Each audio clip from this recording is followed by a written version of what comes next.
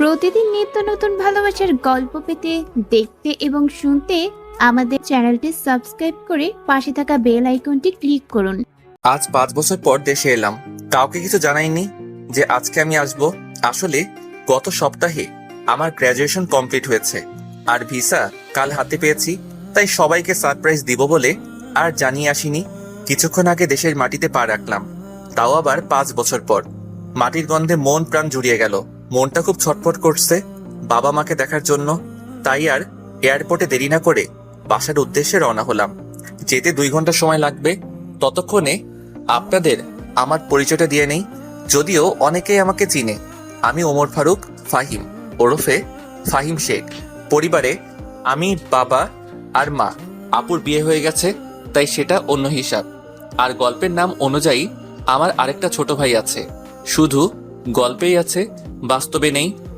আপনাদের পরিচয় দিতে দিতে বাসায় চলে এলাম। ভাড়া মিটিয়ে বাসার দরজায় কলিং বেল দিলাম। তখন একটা ছেলে এসে দরজা খুলে দিল। বয়স 10 বছর হবে হয়তো। বুঝতে বাকি রইল না এটাই আমার ছোট ভাই। আমাকে দেখে বলল, জি, কাকে চাই বলুন। আসলে ফোনে কখনো ওর সাথে কথা হয়নি, তাই চিনতে পারছে না। কিরে মোটু, এখন দেখি আগের থেকে আরো মোটা হয়ে গেছিস। আমি ওকে মোটু বলে ডাকতাম। আমাকে মুটো বলতেছেন কেন? আর কে আপনি? কাকে চাই? মা, মা দেখো তো কে এসেছে আর আমাকে মুটো বলতেছে। কি হয়েছে? ষাঁড়ের মতো চেঁচাচ্ছিস কেন? আর এখন কে আসবে, তাও এই ভর দুপুর বেলা? ওই মোটু, আমি তোর বড় ভাই ফাহিম। কি, তুমি আমার বড় ভাই? কিন্তু ভাইয়া তো বিদেশে। মা দেখে যাও, ইনি বলছেন ইনি নাকি ফাহিম ভাইয়া। কি আবল তাবল বলতেছিস? তোর ভাই আসলেও তো আমাদের না জানালেও তোর আপুকে জানাবে, কিন্তু তোর আপু তো কিছু বলেনি। ওই মোটু, আর কতক্ষণ দরজায় দাঁড় করিয়ে রাখবি? দে ভাই, ভিতরে যাই। এমনিতে সারা রাত প্লেনে জার্নি করলাম, তারপর 2 ঘন্টা জার্নি করে বাসায় আসলাম। আসলে তুমি ফাহিম ভাইয়া তো? ধুর চাপ তো। আর বল, মা কোথায় আছে? মা রান্নাঘরে আছে। আমি ভিতরে গিয়ে ডাইনিং রুমে ব্যাগ রেখে গেলাম রান্নাঘরে। গিয়ে পিছন থেকে মায়ের চোখ দুটা হাত দিয়ে ধরে ফেললাম। এই কে কে আমার চোখ ধরেছে? দেখি বলো তো, কে হতে পারে? আর কে হবে? আমার সেই দুষ্টু বাদর ফোলা ছাড়া কে হবে? আমি চোখ ছেড়ে দিয়ে বললাম, তুমি কিভাবে বুঝলে যে আমি? আমি তোর মা, আমি না বুঝলে কে বুঝবে? তা এভাবে কাউকে কিছু না জানিয়ে আসলি যে? লাস্ট সপ্তাহে গ্র্যাজুয়েশন কমপ্লিট হয়ে তাই চলে এলাম, আর সারপ্রাইজ দিব বলে কাউকে জানাইনি। আচ্ছা যা, গিয়ে ফ্রেশ হয়ে খেতে আয়, আমি খাবার রেডি করছি। আর তোর বাবাকে কল করে আসতে বলছি। আচ্ছা বলে ফ্রেশ হতে চলে গেলাম। ফ্রেশ হয়ে খাবার টেবিলে চলে এলাম। এসে দেখি বাবাও চলে এসেছে। আমাকে দেখে বাবা বলল, তা সায়েন্টিস্ট দেশেই কি গবেষণা করবেন নাকি আবার আমেরিকা চলে যাবেন? এটা কি হচ্ছে? আসতে না আসতেই যাবার কথা বলতেছো? আরে এমনিতেই বলতেছিলাম। আমেরিকার একটা গবেষণাগার থেকে অ্যাপয়েন্টমেন্ট এসেছে, ভাবতেছি কি করা যায়। তা বাবা, এখন তোমার শরীরটা কেমন আছে?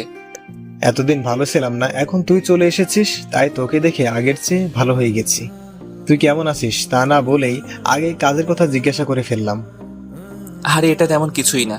ভাবতেছিলাম বিকেলে একটু বের হব, কারণ অনেক বছর পর দেশে এলাম, তাই নিজের এলাকাটাকে আবার নতুন করে দেখব। আজকে না, কালকে যেও সকালে। আজকে এমনিতেও অনেক জার্নি করে এসেছো। আচ্ছা ঠিক আছে। কথা বলতে বলতে দুপুরের খাবার শেষ। তারপর বিছানা ছেড়ে উঠে ফ্রেশ হয়ে নিচে নামলাম। তখন মা এসে নাস্তা করতে দিল। তখন শিওর হলাম যে এখন সন্ধ্যা। তারপর নাস্তা করে বের হলাম। অনেক বছর পর সেই চিরচেনা শহরে বের হলাম। এখানের অনেক কিছুই পরিবর্তন হয়েছে। আমার ছোটবেলার অনেক বন্ধুরা এখনো এখানেই থাকে, কিন্তু শহরের অনেক পরিবর্তন হওয়ায় তাদের ঠিকানা খুঁজে পাচ্ছি না। তাই আর আজকে কারোর সাথে দেখা করতে যাব না। কিছুক্ষণ ঘোরাঘুরি করে বাসায় চলে এলাম। ভাবতেছি আবার যাওয়ার আগে পর্যন্ত বাবার ব্যবসা দেখাশোনা করব। তাই রাতে খাবার টেবিলে বাবাকে বললাম, বাবা, ভাবতেছি আমিও কাল থেকে অফিস যাব, যতদিন দেশে আছি। আজকে তো মাত্র দেশে আসলি আর কাল থেকে অফিসে জয়েন করার কথা বলতেছিস? তো কি হয়েছে? এমনিতেও বাসায় একা একা ভালো লাগে না। ভালো না লাগলে বিয়ে করে ফেল, লেখাপড়া শেষ করে ফেলবি, আর ভালো একটা চাকরিও পেয়েছিস। মা, আমি আসতে না আসতে তুমি আবার বিয়ের জন্য উঠে পড়েছো? এমন করলে কিন্তু আমি আগামী সপ্তাহেই চলে যাব। আরে থাক না, কিছুদিন যাক, তারপর না হয় এই বিষয়ে আলোচনা করা যাবে। তা ফাহিম, সেখানে কি তোর কোনো পছন্দের কেউ আছে নাকি? যদি থাকে তাহলে আমাদের ঝামেলাটা কমে যাবে। ধুর, আমি থাকবোই না এখানে, আগামী সপ্তাহেই চলে যাব। আসলেই কি তুই চলে যাবি?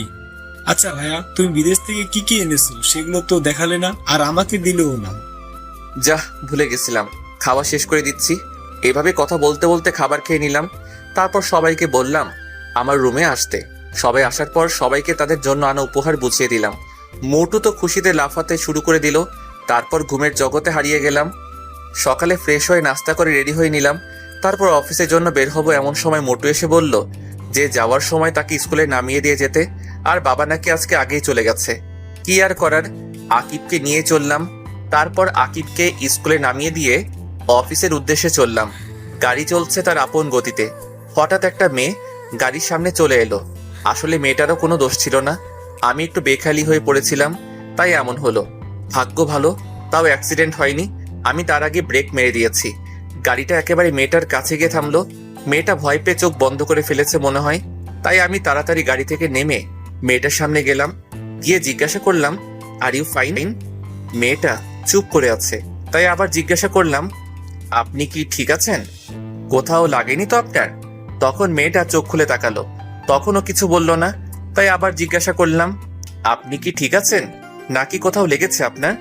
ডাক্তারের কাছে নিয়ে যেতে হবে নাকি?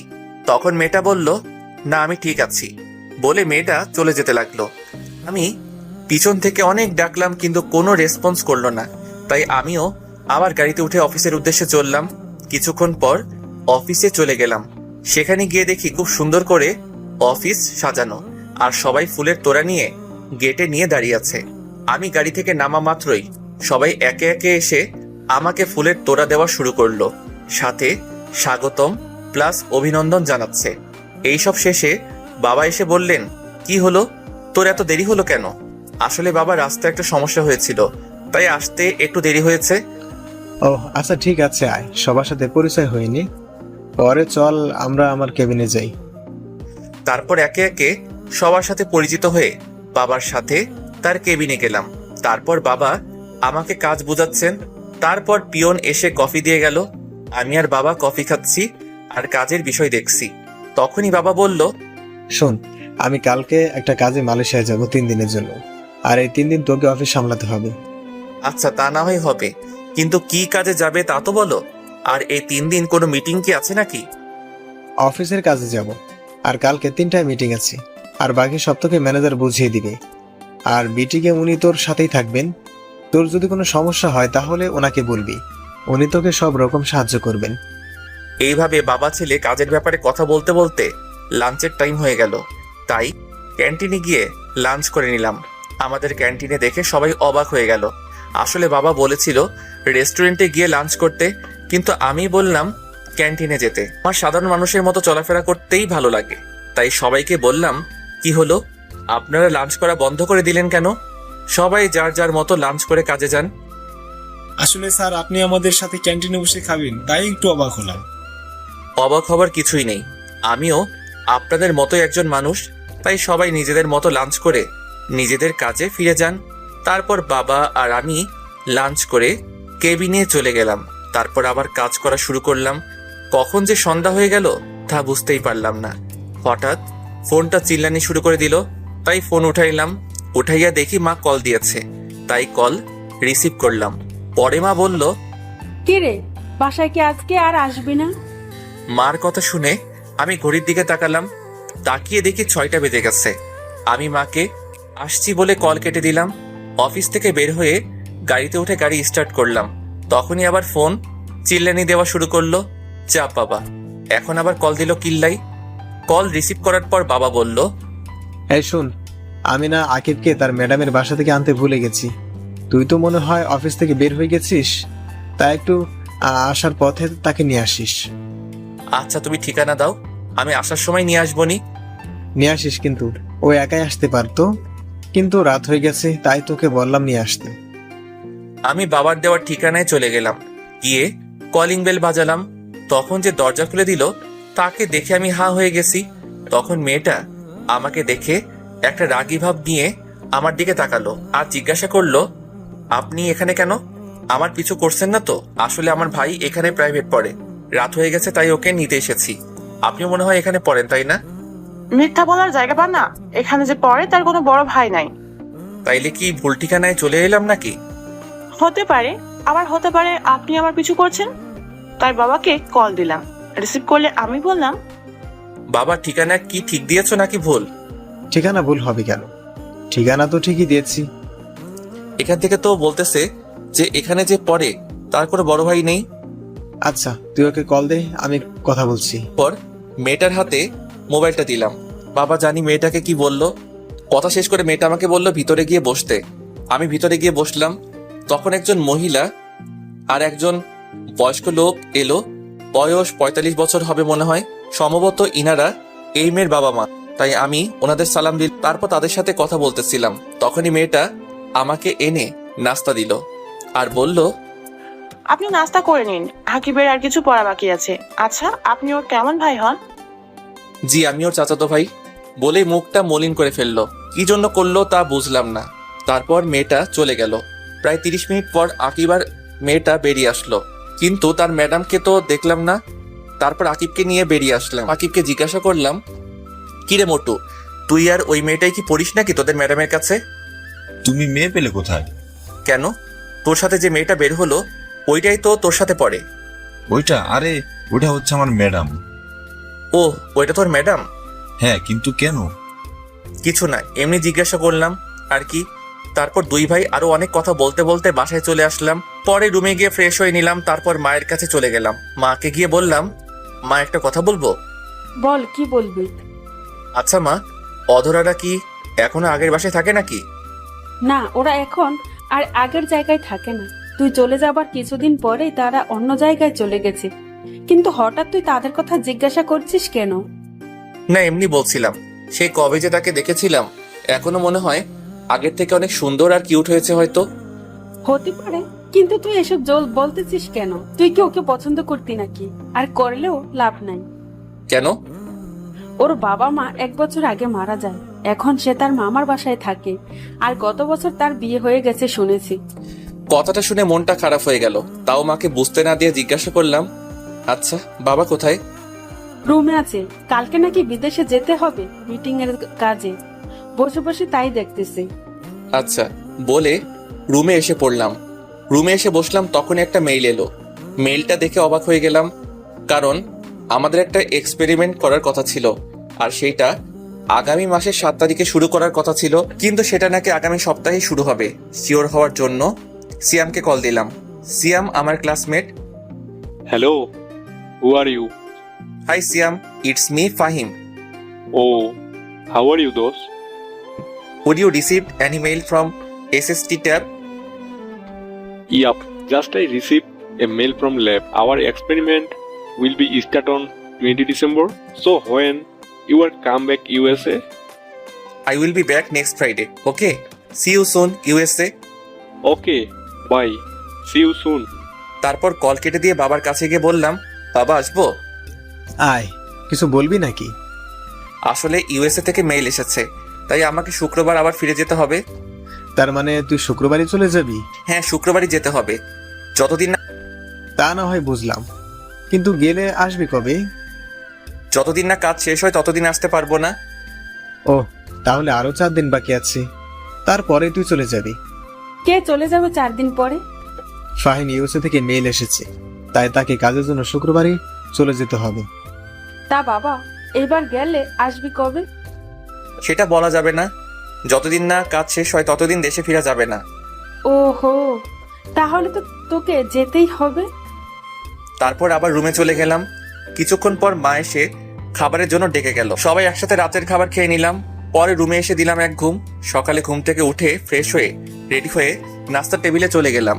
নাস্তা করে বাবাকে এয়ারপোর্ট ড্রপ করে আমি অফিসে চলে গেলাম। সকাল 11টায় একটা মিটিং ছিল, সেটা করে নিলাম। তারপর সিয়ামকে আবার কল দিলাম। হ্যাঁ ফাহিম, বল। আচ্ছা তুই আমার টিকিট কনফার্ম কর, আমি শুক্রবার এয়ারপোর্ট থেকে রিসিভ করে নিব। আচ্ছা, তা না হয় করে দিলাম। তা দোস্ত, মেয়েটা কেমন রে? কোন মেয়ের কথা বলতেছিস? যে আমার বন্ধুটার রাতের ঘুম কেড়ে নিয়েছে। তুই যে কিসব বলতেছিস কিছুই বুঝতেছি না। আচ্ছা এখন বাই, পরে কল দিব। আচ্ছা বাই। কল কেটে দিয়ে আবার অফিসের কাজে মনোযোগ দিলাম। সন্ধ্যায় কাজ শেষ করে বাসায় ফিরলাম। বাসায় ঢোকার সাথে সাথে কিসের সাথে যেন আঘাত লাগলো। খুবই নমনীয় বস্তু, কিন্তু দেয়াল তো শক্ত, এত নরম না। ভাবা বন্ধ করে কি হয়েছে দেখার জন্য সামনে তাকালাম। তাকিয়ে দেখি আকিবের টিচার মাটিতে পড়ে আছে। দেখে মনে হচ্ছে ব্যথা পেয়েছে, তাই আমি ডান হাত বাড়িয়ে দিলাম। মেয়েটা আমার হাত ধরে উঠে দাঁড়ালো। তখনই মা এসে জিজ্ঞাসা করলো, কি রে, এখনো পিছিয়ে আছিস নাকি? এইভাবে কেউ চেঁচায় নাকি? কেন নাকি? না, তুমি তো কচি খোকা, আসো তোমাকে ফিটার খাওয়া। কি রে মা, তুই হাতে ব্যথা পেলে কিভাবে? কিছু হয়নি আন্টি। মা, উনি মনে হয় বের হচ্ছিলেন আর আমি ভিতরে আসছিলাম। তখনই আমি ওনার সাথে ধাক্কা খাই আর উনি পড়ে যায়। আর পড়ে গিয়ে মনে হয় উনি হাতে ব্যথা পেয়েছেন। এত বড় হয়ে গিয়েছিস, এখনো দেখে চলাফেরা করতে পারিস না? দেখ তো, তোর জন্য মেয়েটা কেমন একটা ব্যথা পেয়েছে। আকিব, ফার্স্ট এড বক্সটা নিয়ে আয় তো তাড়াতাড়ি। আন্টি, এর কোনো দরকার নেই। তুই চুপ কর। কোনটা দরকার সেটা আমি বুঝবো, তুই চুপ করে বসে থাক। এমন ভাবে সেবা করছে দেখে মনে হচ্ছে ছেলের বউয়ের সেবা করছে। ঠিক বলেছিস, ছেলের বউ তো। আমি কখন কি বললাম আবার? আর তোমার কোন ছেলের বউ? কেন, তোর বউ। বললাম। আর ইনাকে তো আমি ভালো করে চিনিও না। ওর নাম হলো ইসরাত জাহান অধরা। আমার ওকে ইসরাত বলে ডাকি। আর ওর সাথে তোর বিয়ে ঠিক হয়ে আছে। আমি বিয়েই করব না কখনোই। তুই করবি না, তোর বাপ করবে। বাবাকেই করাও, তাইলে তোমার একটা সতীন হবে। দাঁড়া হতচ্ছাড়া, দেখছি বিয়ে কিভাবে না করিস। আন্টি, আমি গেলাম। আরে কই যাস? নাস্তা করে যা, আমি এখনই এনে দিচ্ছি। আর রাতের খাবার না খেয়ে তোকে যেতে দিব ভাবলে কিভাবে? আন্টি, আজকে না, অন্য একদিন। এখন থেকে তো আকিবকে এখানে এসেই পড়াবো। সেটা পরে দেখা যাবে, এখন বস, রাতের খাবার খেয়ে যাবে। আর আমি এখন নাস্তা এনে দিতেছি, বস। তুই এখনো দাঁড়িয়ে আছিস কেন? যা গিয়ে ফ্রেশ হয়ে নে। যাচ্ছি। এমন করলে তো এখানে টিকাই যাবে। আমি কালকে চলে যাব, তখন দেখবো করে আমার সাথে এমন করো। যেদিনই যাস, যাওয়ার আগেই তোকে বিয়ে করাবো। সেটা দেখা যাবে না। আমি বিয়ে করব না মনের মতো কাউকে যতক্ষণ না পাই। আমিও দেখে নিব কি করে তুই বিয়ে না করিস। ইসরাত বিয়ের কথা শুনে মনে হয় লজ্জা পেয়েছে, মুখ পুরো লাল হয়ে গেছে। আমি গিয়ে ফ্রেশ হয়ে নিলাম। পরে আকিবের কাছে গেলাম, গিয়ে বললাম, কিরে মোটো, কি করিস? কি আর করবো, ম্যাডাম যা পড়া দিয়েছে সেগুলো পড়তেছি। ম্যাডাম কি চলে গেছে নাকি? কেন, ম্যাডাম চলে গেছে কিনা জানতে চাইছিস? একটু টিভি দেখতাম আর কি। একটা নতুন কার্টুন হচ্ছে, সেটা দেখতে হবে, তাই জিজ্ঞাসা করলাম। না আম্মু, তোর ম্যাডামকে নাকি তোর বউ করবে তাই বসিয়ে রেখেছে। আমার বউ না, তোমার বউ বানাবে। আর এটা হচ্ছে অধরা আপু, যাকে তুমি ভালোবাসো। আমি ভালোবাসি কি যা তা বলছিস এসব? কে কিসব বলতেছে? কই কিছু না তো। বলছিলাম কি, বিয়েটা যখন করতেই হবে তাহলে কালকেই করে নেই। চাইতেছিলাম বউকে একেবারে সাথে করে নিয়ে যাব। কিছুক্ষণ আগেই না বললি বিয়ে করবি না, এখন বলছিস বিয়ে করবি, বউকে সাথে নিয়ে যাবি? কিছুই তো বুঝতে পারছি না। আসলে মা, ভাইয়া পুরোটা বলার আগেই আমার মুখ চেপে ধরালো। বড়দের মাঝখানে কথা বলতে নেই, মোটো সেটা কি জানিস না? তুই ওকে আটকালি কেন? আকিব কি বলছিলি বলতো? আমি ওকে চোখের ইশারায় না বলতে বলে মুখ ছেড়ে দিলাম। কিছু না মা, আসলে ভাইয়া চাইছিল চলে যাবে, আর তুমিও তো বললে ভাইয়াকে যেভাবে হোক বিয়ে করাবে, তাই। সত্যি তো? মিথ্যা কেন বলবো তোমার সাথে? তাহলে কি কালকেই বিয়ের ব্যবস্থা করবে নাকি? জি না, এখন আর আপনাকে বিয়ে আপনি যাওয়ার আগে করানো যাবে না। আগে আমাকে জানতে হবে কি জন্য এই সময়ের মধ্যে আপনি রাজি হয়ে গেছেন। ধুর, ভাল লাগে না। আমি কালকে চলে যাব বলে সিয়ামকে কল দিলাম। হেই সিয়াম, listen, I will be back on first flight tomorrow. So you confirm the ticket and let me know. Okay, I will let you know by cutting the trick. Okay bye বলে call কেটে দিলাম। পরে রুমে গিয়ে packing করে নিলাম। তারপর সন্ধ্যার নাস্তা করে রুমে চলে এলাম। এসে বাবাকে কল দিয়ে জানিয়ে দিলাম যে আমি কালকেই চলে যাব। বাবা জানতে চেয়েছিল কি হয়েছে, আমি কিছুই বলিনি। তারপর হালকা একটা ঘুম দিলাম। মায়ের ডাকে ঘুম ভাঙলো। ঘুম থেকে উঠে ফ্রেশ হয়ে রাতের খাবার খেয়ে নিলাম। খাবার খেয়ে নিয়ে রুমে এসে বসেছিলাম। এমন সময় সিয়াম কল করে জানালো যে কাল সকাল 10টায় ফ্লাইট। আমি বললাম আচ্ছা ঠিক আছে। তারপর মা এসে বলল, এই শুন, বলো কি বলবা? আর একটা কথা, কালকে সকালে আমি চলে যাব, 6টায় বাসা থেকে বের হব। সত্যি তুই চলে যাবি? তা গেলে যাবি, তাতে কার কি আসে যায়? যা বলতে এসেছিলাম, আকিবের ম্যাডামকে বাসায় দিয়ে আয়। অনেক রাত হয়ে গেছে, তার উপর একটা মেয়ে এসে রাস্তায় যদি কিছু হয়ে যায়, তাই তুই তাকে বাসা পর্যন্ত দিয়ে আয়। আমি যেতে পারবো না, ড্রাইভারকে বলো দিয়ে আসতে। ড্রাইভার তো চলে গেছে। চলে গেছে মানে? এখন কয়টা বাজে? ড্রাইভার চলে গেছে? এখন রাত 11টা বাজে। আর কোনো কথা না বলে ওকে দিয়ে আয়, না হলে এই ঘরে তোর কোনো জায়গা হবে না।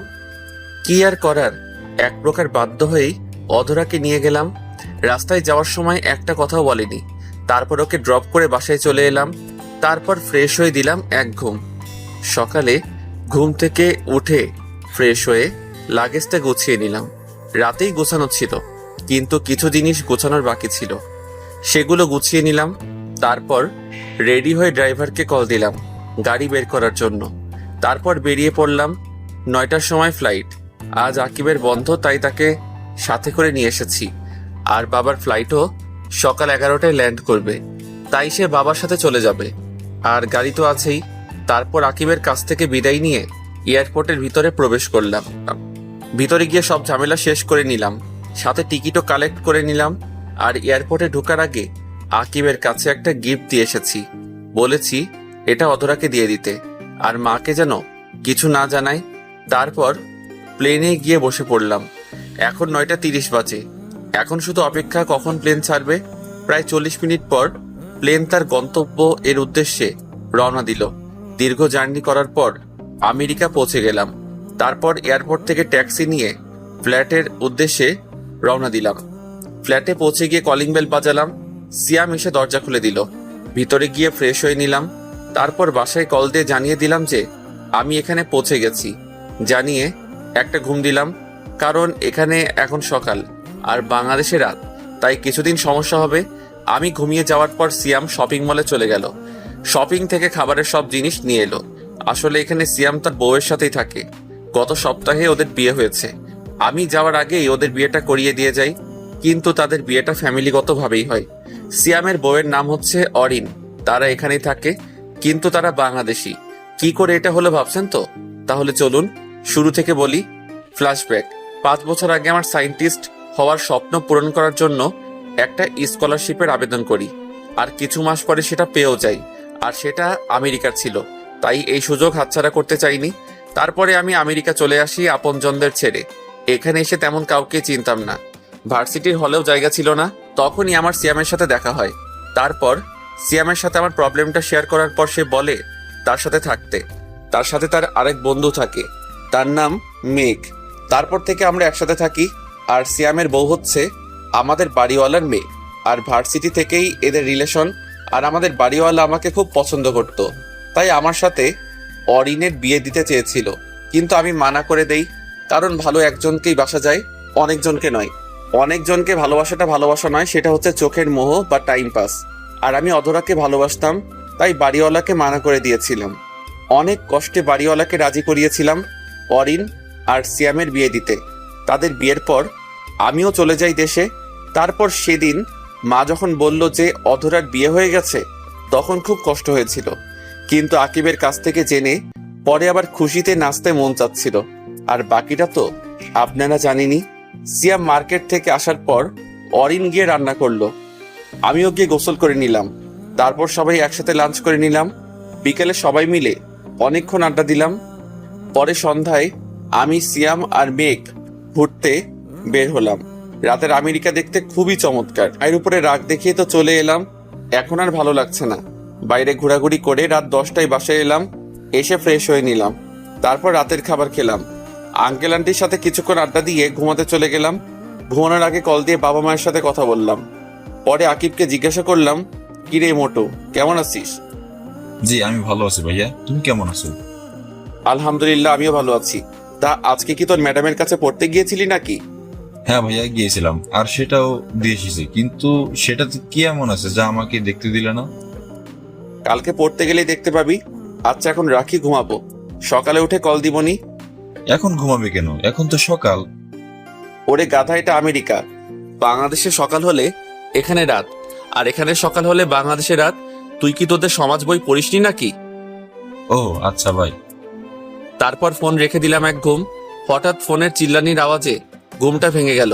দূর শালা, এখন আবার কে ফোন দিল? মাত্র ঘুমাইলাম। বিরক্তি বোধ নিয়ে ফোনের দিকে তাকিয়ে দেখি বাংলাদেশের নাম্বার, কিন্তু এটা তো বাবা মা বা আপুর নাম্বার না। এইসব ভাবিতে ভাবিতে কলটা কাটিয়া গেল। আবার কল আসায় ভাবনার জগৎ থেকে বেরিয়ে এসে কল রিসিভ করলাম। কল রিসিভ করে আমি, আসসালামু আলাইকুম, কে বলছেন? ওয়ালাইকুম আসসালাম। লেখক সাহেব কেমন আছেন? জি আলহামদুলিল্লাহ ভালো, কিন্তু আপনি কে?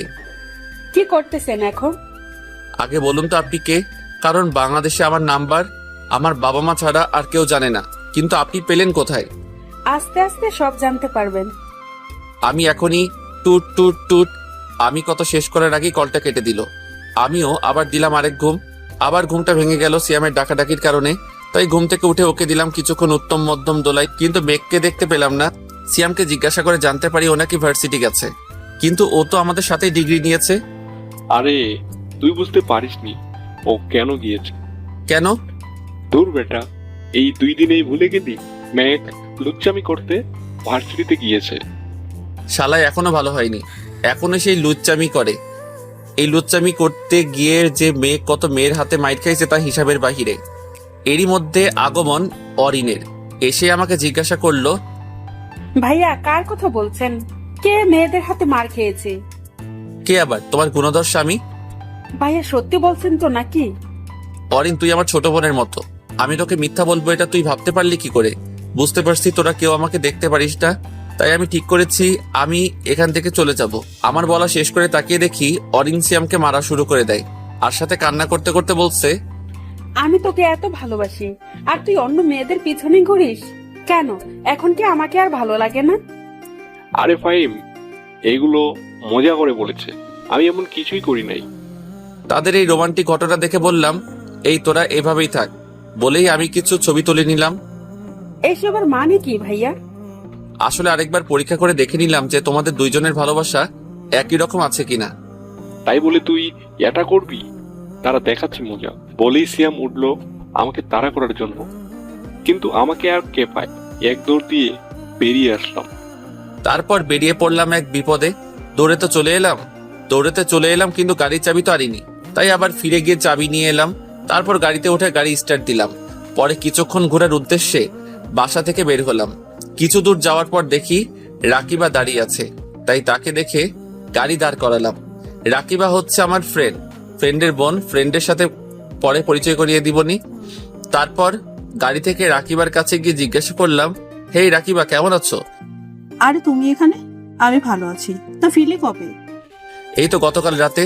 তা এখানে কি করো? এই তো একটু বের হচ্ছিলাম, এখন বাসা যাব। তা এত তাড়াতাড়ি ফিরে আসলে যে? এখানে একটা কাজ পড়েছে তাই চলে এসেছি। তা এখানেই থাকার চিন্তা করেছো নাকি? না, এখানে থাকার কোনো প্ল্যান নাই। 6 মাসের একটা কাজ আছে, সেটা শেষ হলেই চলে যাব। তা বিয়ে করবে না নাকি সারা জীবন সিঙ্গেল থাকবা? করবো বলতে বিয়ে তো করেই ফেলেছি আরো 5 বছর আগে। মানে? আপনারা বুঝতে পারেন নাই, সেটা আমি না বলে বুঝবেন কি করে? তাহলে চলুন বলি। আসলে এখানে আসার আগেই আমার আর অধরার বিয়ে দিয়ে দিয়েছিল আমাদের পরিবার, কিন্তু সেটা আমি আর অধরা জানতাম না। যেদিন বাসায় যাই সেদিনই জানতে পারি বাবার থেকে যে আমার আর অধরার আগে বিয়ে হয়ে গেছে। শুধু আমার সেটেল হওয়ার জন্য আগে আমাদের জানাই নাই। এখন আমার পড়ালেখা শেষ প্লাস জবও করি, তাই বলে দিয়েছে। আর মা চেয়েছিল আমি এখানে ব্যাক করার আগে অনুষ্ঠান করে অধরাকে বাড়িতে আনি। মা মনে করেছিল যে আমি বিয়ের বিষয়ে জানি না, তাই মা বলেছিল যে আকিবের টিচারকে বিয়ে করতে হবে।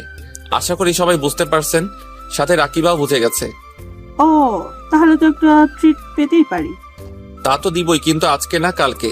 আর চলো এখন তোমাকে তোমার বাসায় নামিয়ে দিয়ে আসি। তারপর রাকিবাকে তার বাসায় নামিয়ে দিয়ে এলাম।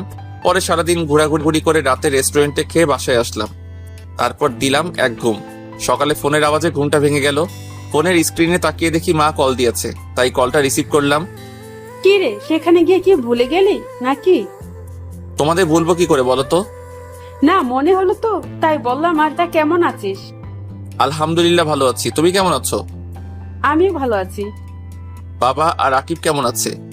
তারাও ভালো আছে, কিন্তু তুই যে এভাবে চলে যাবি বুঝতে পারিনি। এখানে এলি কিন্তু এক সপ্তাহ থাকলি না। মা, বোঝার চেষ্টা করো, আমি একজন বিজ্ঞানী। আর আমার যে কোনো সময় যে কোনো জিনিস আবিষ্কার করার জন্য ডাক আসতে পারে।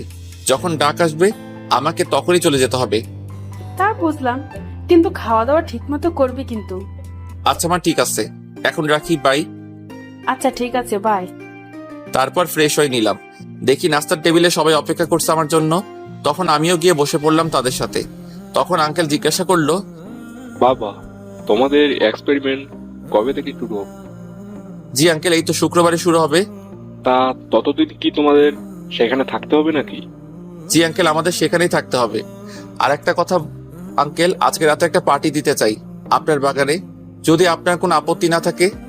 এতে আপত্তি থাকার কি আছে? তোমাকে আমি বলেছি না, এটাকে তুমি তোমার নিজের বাড়ি ভাবতে পারো। ধন্যবাদ আঙ্কেল, তাহলে আমি আয়োজন শুরু করি। আর হ্যাঁ, আপনাদেরও কিন্তু থাকতে হবে। তা না হয় থাকবো, কিন্তু পার্টিটা কিসের সেটা তো বলো। সেটা সারপ্রাইজ। আচ্ছা বাবা, তাহলে থাক। আর দরকার পড়লে বলিও, আমরাও তোমাকে সাহায্য করব। তা তো করতেই হবে, সব রান্না আন্টি আর অরিনকেই করতে হবে। কি, আমাকে রান্না করতে হবে? জি ম্যাডাম, করতে হবে। আচ্ছা ঠিক আছে, কিন্তু কয়জন আসবে? বেশি না, আমরা যতজন বন্ধু আছি তারাই। আর তাদের সাথে শুধু সাব্বিরের বোন আসবে। আর শুনো, সব কিন্তু বাঙালি খাবার রান্না করতে হবে। ও, তাহলে তো কোনো ব্যাপারই না। ঠিক আছে, বাঙালি রান্নাই করব। তাহলে আমি ইভেন্ট ম্যানেজমেন্টের লোকের সাথে কথা বলতেছি। আর সিয়াম, তুই সবাইকে কল করে জানিয়ে দে। আচ্ছা। তারপর আমি ইভেন্ট ম্যানেজমেন্টের লোকদের কল করে আসতে বললাম। কিছুক্ষণ পর এসে তারা তাদের কাজ শুরু করে দিল। আর সন্ধ্যা পর্যন্ত তারা তাদের কাজ করলো। তারপর একে একে সবাই আসা শুরু করলো। আর আমি গিয়ে সবার সাথে কুশল বিনিময় করে নিলাম। তখন সবার মুখে শুধু একটাই কথা, সারপ্রাইজটা কি? তখন আমি বললাম, অ্যাটেনশন গাইস, অপেক্ষার প্রহর শেষ। জানি আপনারা সবাই অধীর আগ্রহে আছেন যে কি কারণে আজকের এই পার্টিটা। হ্যাঁ, আমরা সবাই জানতে আগ্রহী, তাড়াতাড়ি বলো। আজকের পার্টিটা হচ্ছে আমার বিয়ে উপলক্ষে। কি, তোর বিয়ে? হ্যাঁ রে দোস্ত, এটা আমার বিয়ের পার্টি। আর বিয়েটা আমাদের কাজ শেষ হলেই হবে। তারপর সবাই আগ্রহী হয়ে গেল মেয়েটাকে তা জানার জন্য। আমি সবাইকে বলে দিলাম যে বিয়ের সময়ই তারা তাকে দেখতে পাবে। তখন সিয়াম বলল, দূর বেটা, এখন নাম বললে কি এমন হয়ে যাবে? বিয়ের দিন নাম জানলে কি এমন হয়ে যাবে? তারপর সবাই মিলে পার্টিতে অনেক মজা করলাম। পরে সবাইকে বিদায় জানিয়ে চলে এলাম। তারপর দিলাম এক ঘুম। সকালে ঘুম থেকে উঠে বাসায় কল দিলাম, কারণ গতকাল রাতের পার্টির জন্য কল দেওয়া হয়নি। তাই এখন দিলাম। হ্যালো মা, কেমন আছো? ভালো আছি, তুই কেমন আছিস? আলহামদুলিল্লাহ ভালো আছি। কি করো? এই তো 10টা বাজে, এখন ডিনার করব।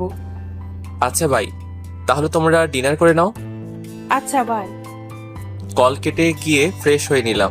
সকালে নাস্তা করতে যাব এমন সময় কল এলো। ফোনটা হাতে নিয়ে দেখি সেই অপরিচিতা মেয়ে। তাই কলটা রিসিভ করলাম না, নাস্তা করতে চলে গেলাম। নাস্তা করে এসে দেখি 20টা মিসড কল। চেক করে দেখি সবগুলোই ওই অপরিচিতা মেয়েটা দিয়েছে। দেখতে দেখতে আবার মেয়েটা কল দিল, তাই রিসিভ করলাম।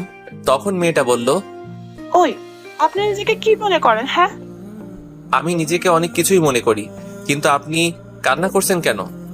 জানেন আমি কতটা চিন্তা করছিলাম, আপনি কল ধরছিলেন না বলে। আপনি কেন আমার জন্য চিন্তা করবেন? টুট টুট টুট। কলটা কেটে দিল কোনো উত্তর না দিয়ে।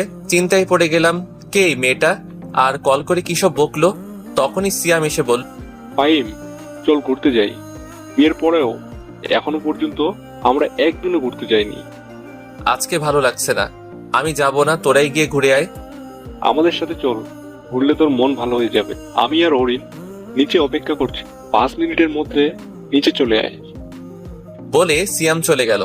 আমিও বাধ্য হয়ে রেডি হয়ে নিচে চলে গেলাম। আমি গাড়ি চালাইনি, সিয়ামই ড্রাইভ করেছে। আর তার পাশের সিটে অরিন বসেছিল। তারপর সারাদিন আমরা বিভিন্ন জায়গায় ঘুরলাম। রাতে বাইরে থেকে খেয়ে এসেছিলাম, তাই ফ্রেশ হয়ে ঘুমিয়ে গেলাম। এইভাবে দিন কাটতে লাগলো। সেদিনের পর থেকে মেয়েটা আর কল দেয়নি। আমিও সেটা নিয়ে মাথা ঘামাইনি। কিন্তু একটা জিনিস ভেবে অবাক হচ্ছি, সে আমি কল না ধরাই সেদিন কান্না করলো কিল্লাই। সিয়ামের ডাকে ভাবনার জগৎ থেকে বের হলাম। তারপর সিয়ামের সাথে শপিং করতে গেলাম। কাল থেকে এক্সপেরিমেন্ট শুরু হবে। যতদিন লাগে এক্সপেরিমেন্ট শেষ হতে ততদিন সেখানে থাকতে হবে, আর ততদিন কারোর সাথে যোগাযোগ করা যাবে না। সারাদিন শপিং আর ঘোরাঘুরি করে রাতে বাসায় ফিরলাম। রাতের খাবার খাওয়ার আগে বাসায় কল দিয়ে সবার সাথে কথা বলে নিলাম, কারণ জানি না আবার কবে তাদের সাথে কথা বলতে পারবো। তাদের জানিয়ে দিলাম যে কাল থেকে আমার কাজ শুরু হবে। তারপর কথা শেষ করে খেয়ে দিলাম এক ঘুম। সকালে ঘুম থেকে উঠে ফ্রেশ হয়ে নিলাম। আজকে আমি খুব খুশি, আজকে আমি আমার কর্মজীবনে পা দিব। তারপর গিয়ে নাস্তা করে নিলাম, ফোনটা বন্ধ করে বাসায় রেখে নিলাম, কারণ সেখানে আমি সবাইকে বলে দিয়েছি কেউ যেন ফোন নিয়ে না যায়। আমি চাই যত তাড়াতাড়ি সম্ভব কাজটা শেষ করতে, প্লাস সবাই যেন শুধু কাজেই মনোযোগ দেয়, কারণ কাজটা খুব ইম্পর্টেন্ট। একটু ভুল হলে সব শেষ। তারপর আমি, সিয়াম আর অরিন বেরিয়ে পড়লাম এসএসটি ল্যাবের উদ্দেশ্যে। ল্যাব থেকেই গাড়ি পাঠানো হয়েছিল। গাড়িতে উঠে দেখি শান্ত প্লাস আমার বাকি বন্ধুরাও আছে। আসলে এই প্রজেক্টে শুধু আমরা বন্ধুরাই, আর সাথে কিছু আমেরিকার ফ্রেন্ড। তাদের সাথে কথা বলতে বলতে আমরা ল্যাবে পৌঁছে গেলাম। ল্যাবরেটরিটা অনেক বিশাল জায়গা নিয়ে বানানো। যখন এই প্রজেক্টের কাজের জন্য অফার পাই তখনই এই ল্যাব ঘুরে দেখার জন্য আমন্ত্রণ জানিয়েছিল, কিন্তু দেশে যাওয়ার চক্করে আর ঘুরে দেখা হয়নি। ফ্রেশ হয়ে সম্পূর্ণ ল্যাব ঘুরে দেখলাম, তারপর নিজেদের কাজ বুঝে নিলাম। তারপর সারাদিন ল্যাব ঘুরে দেখলাম। রাতে খেয়ে যে যার রুমে গিয়ে ঘুমিয়ে পড়লাম, কারণ কাজ কালকে থেকে শুরু হবে। সকালে ঘুম থেকে উঠে ফ্রেশ হয়ে নাস্তা করে কাজে লেগে পড়লাম। 12টা পর্যন্ত কাজ করলাম। পরে গিয়ে গোসল করে দুপুরের খাবার খেয়ে নিলাম সবাই একসাথে। খেয়ে আবার এক্সপেরিমেন্টের কাজে লেগে পড়লাম।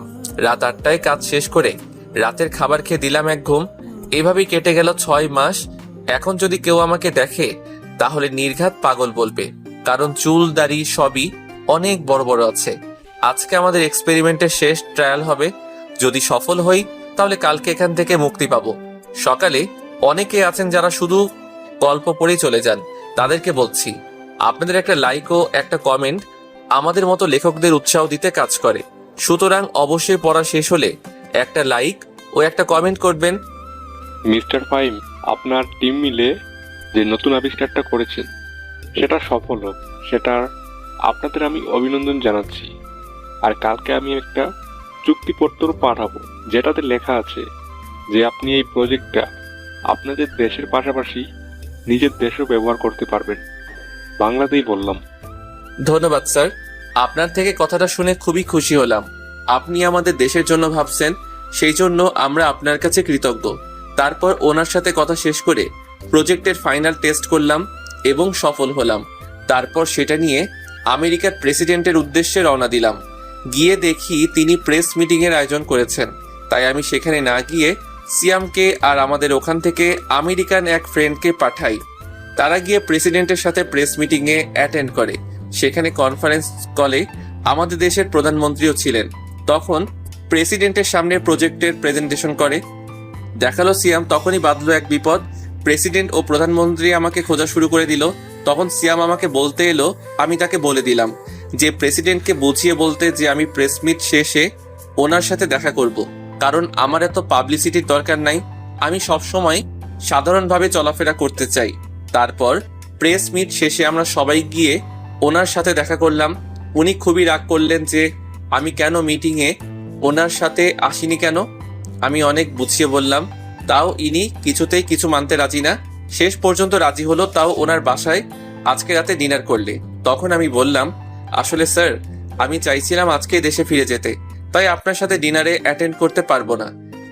সমস্যা নেই, তাহলে আজকে লাঞ্চ করবে আমার সাথে, এরপরে আর কোনো কথা বলবে না। আর ফ্লাইট নিয়ে তোমাদের চিন্তা করতেই হবে না, আমাদের দেশে এয়ারফোর্স গিয়ে তোমাকে দিয়ে আসবে। কি আর করার, বাধ্য হয়ে রাজি হয়ে গেলাম। তারপর ওনার থেকে বিদায় নিয়ে প্লাস সবাইকে বিদায় দিয়ে বাসায় চলে এলাম। বাসায় এসে পার্লারে চলে গেলাম চুল দাড়ি ছোট করার জন্য, না হলে মানুষ দেখলে পাগল বলবে। পার্লার থেকে এসে গোসল সেরে রেডি হয়ে নিলাম। তারপর ফোনটা অন করলাম। অন করে দেখি বাসা থেকে যতগুলো কল আসেনি ওই মেয়ে তার থেকে বেশি কল দিয়েছে, প্লাস মেসেজ দিয়েছে। দেখতে দেখতে বাবা কল দিল, আমিও কল রিসিভ করলাম। আসসালামু আলাইকুম বাবা, কেমন আছো? আর বাসার সবাই কেমন আছে? ওয়ালাইকুম আসসালাম, আলহামদুলিল্লাহ আমি ভালো আছি।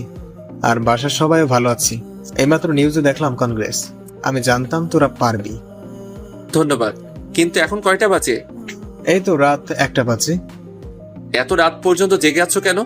মনে তো হচ্ছে প্রতিদিনই অনেক রাত পর্যন্ত জাগনা থাকো। এই না না, প্রতিদিন না, এই সপ্তাহখানিক ধরে।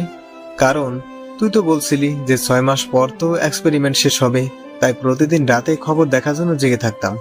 কবে যে নিউজে বলবে আমার ছেলেটার কাজ শেষ হবে, আর কবে আমার ছেলেটা দেশে ফিরবে।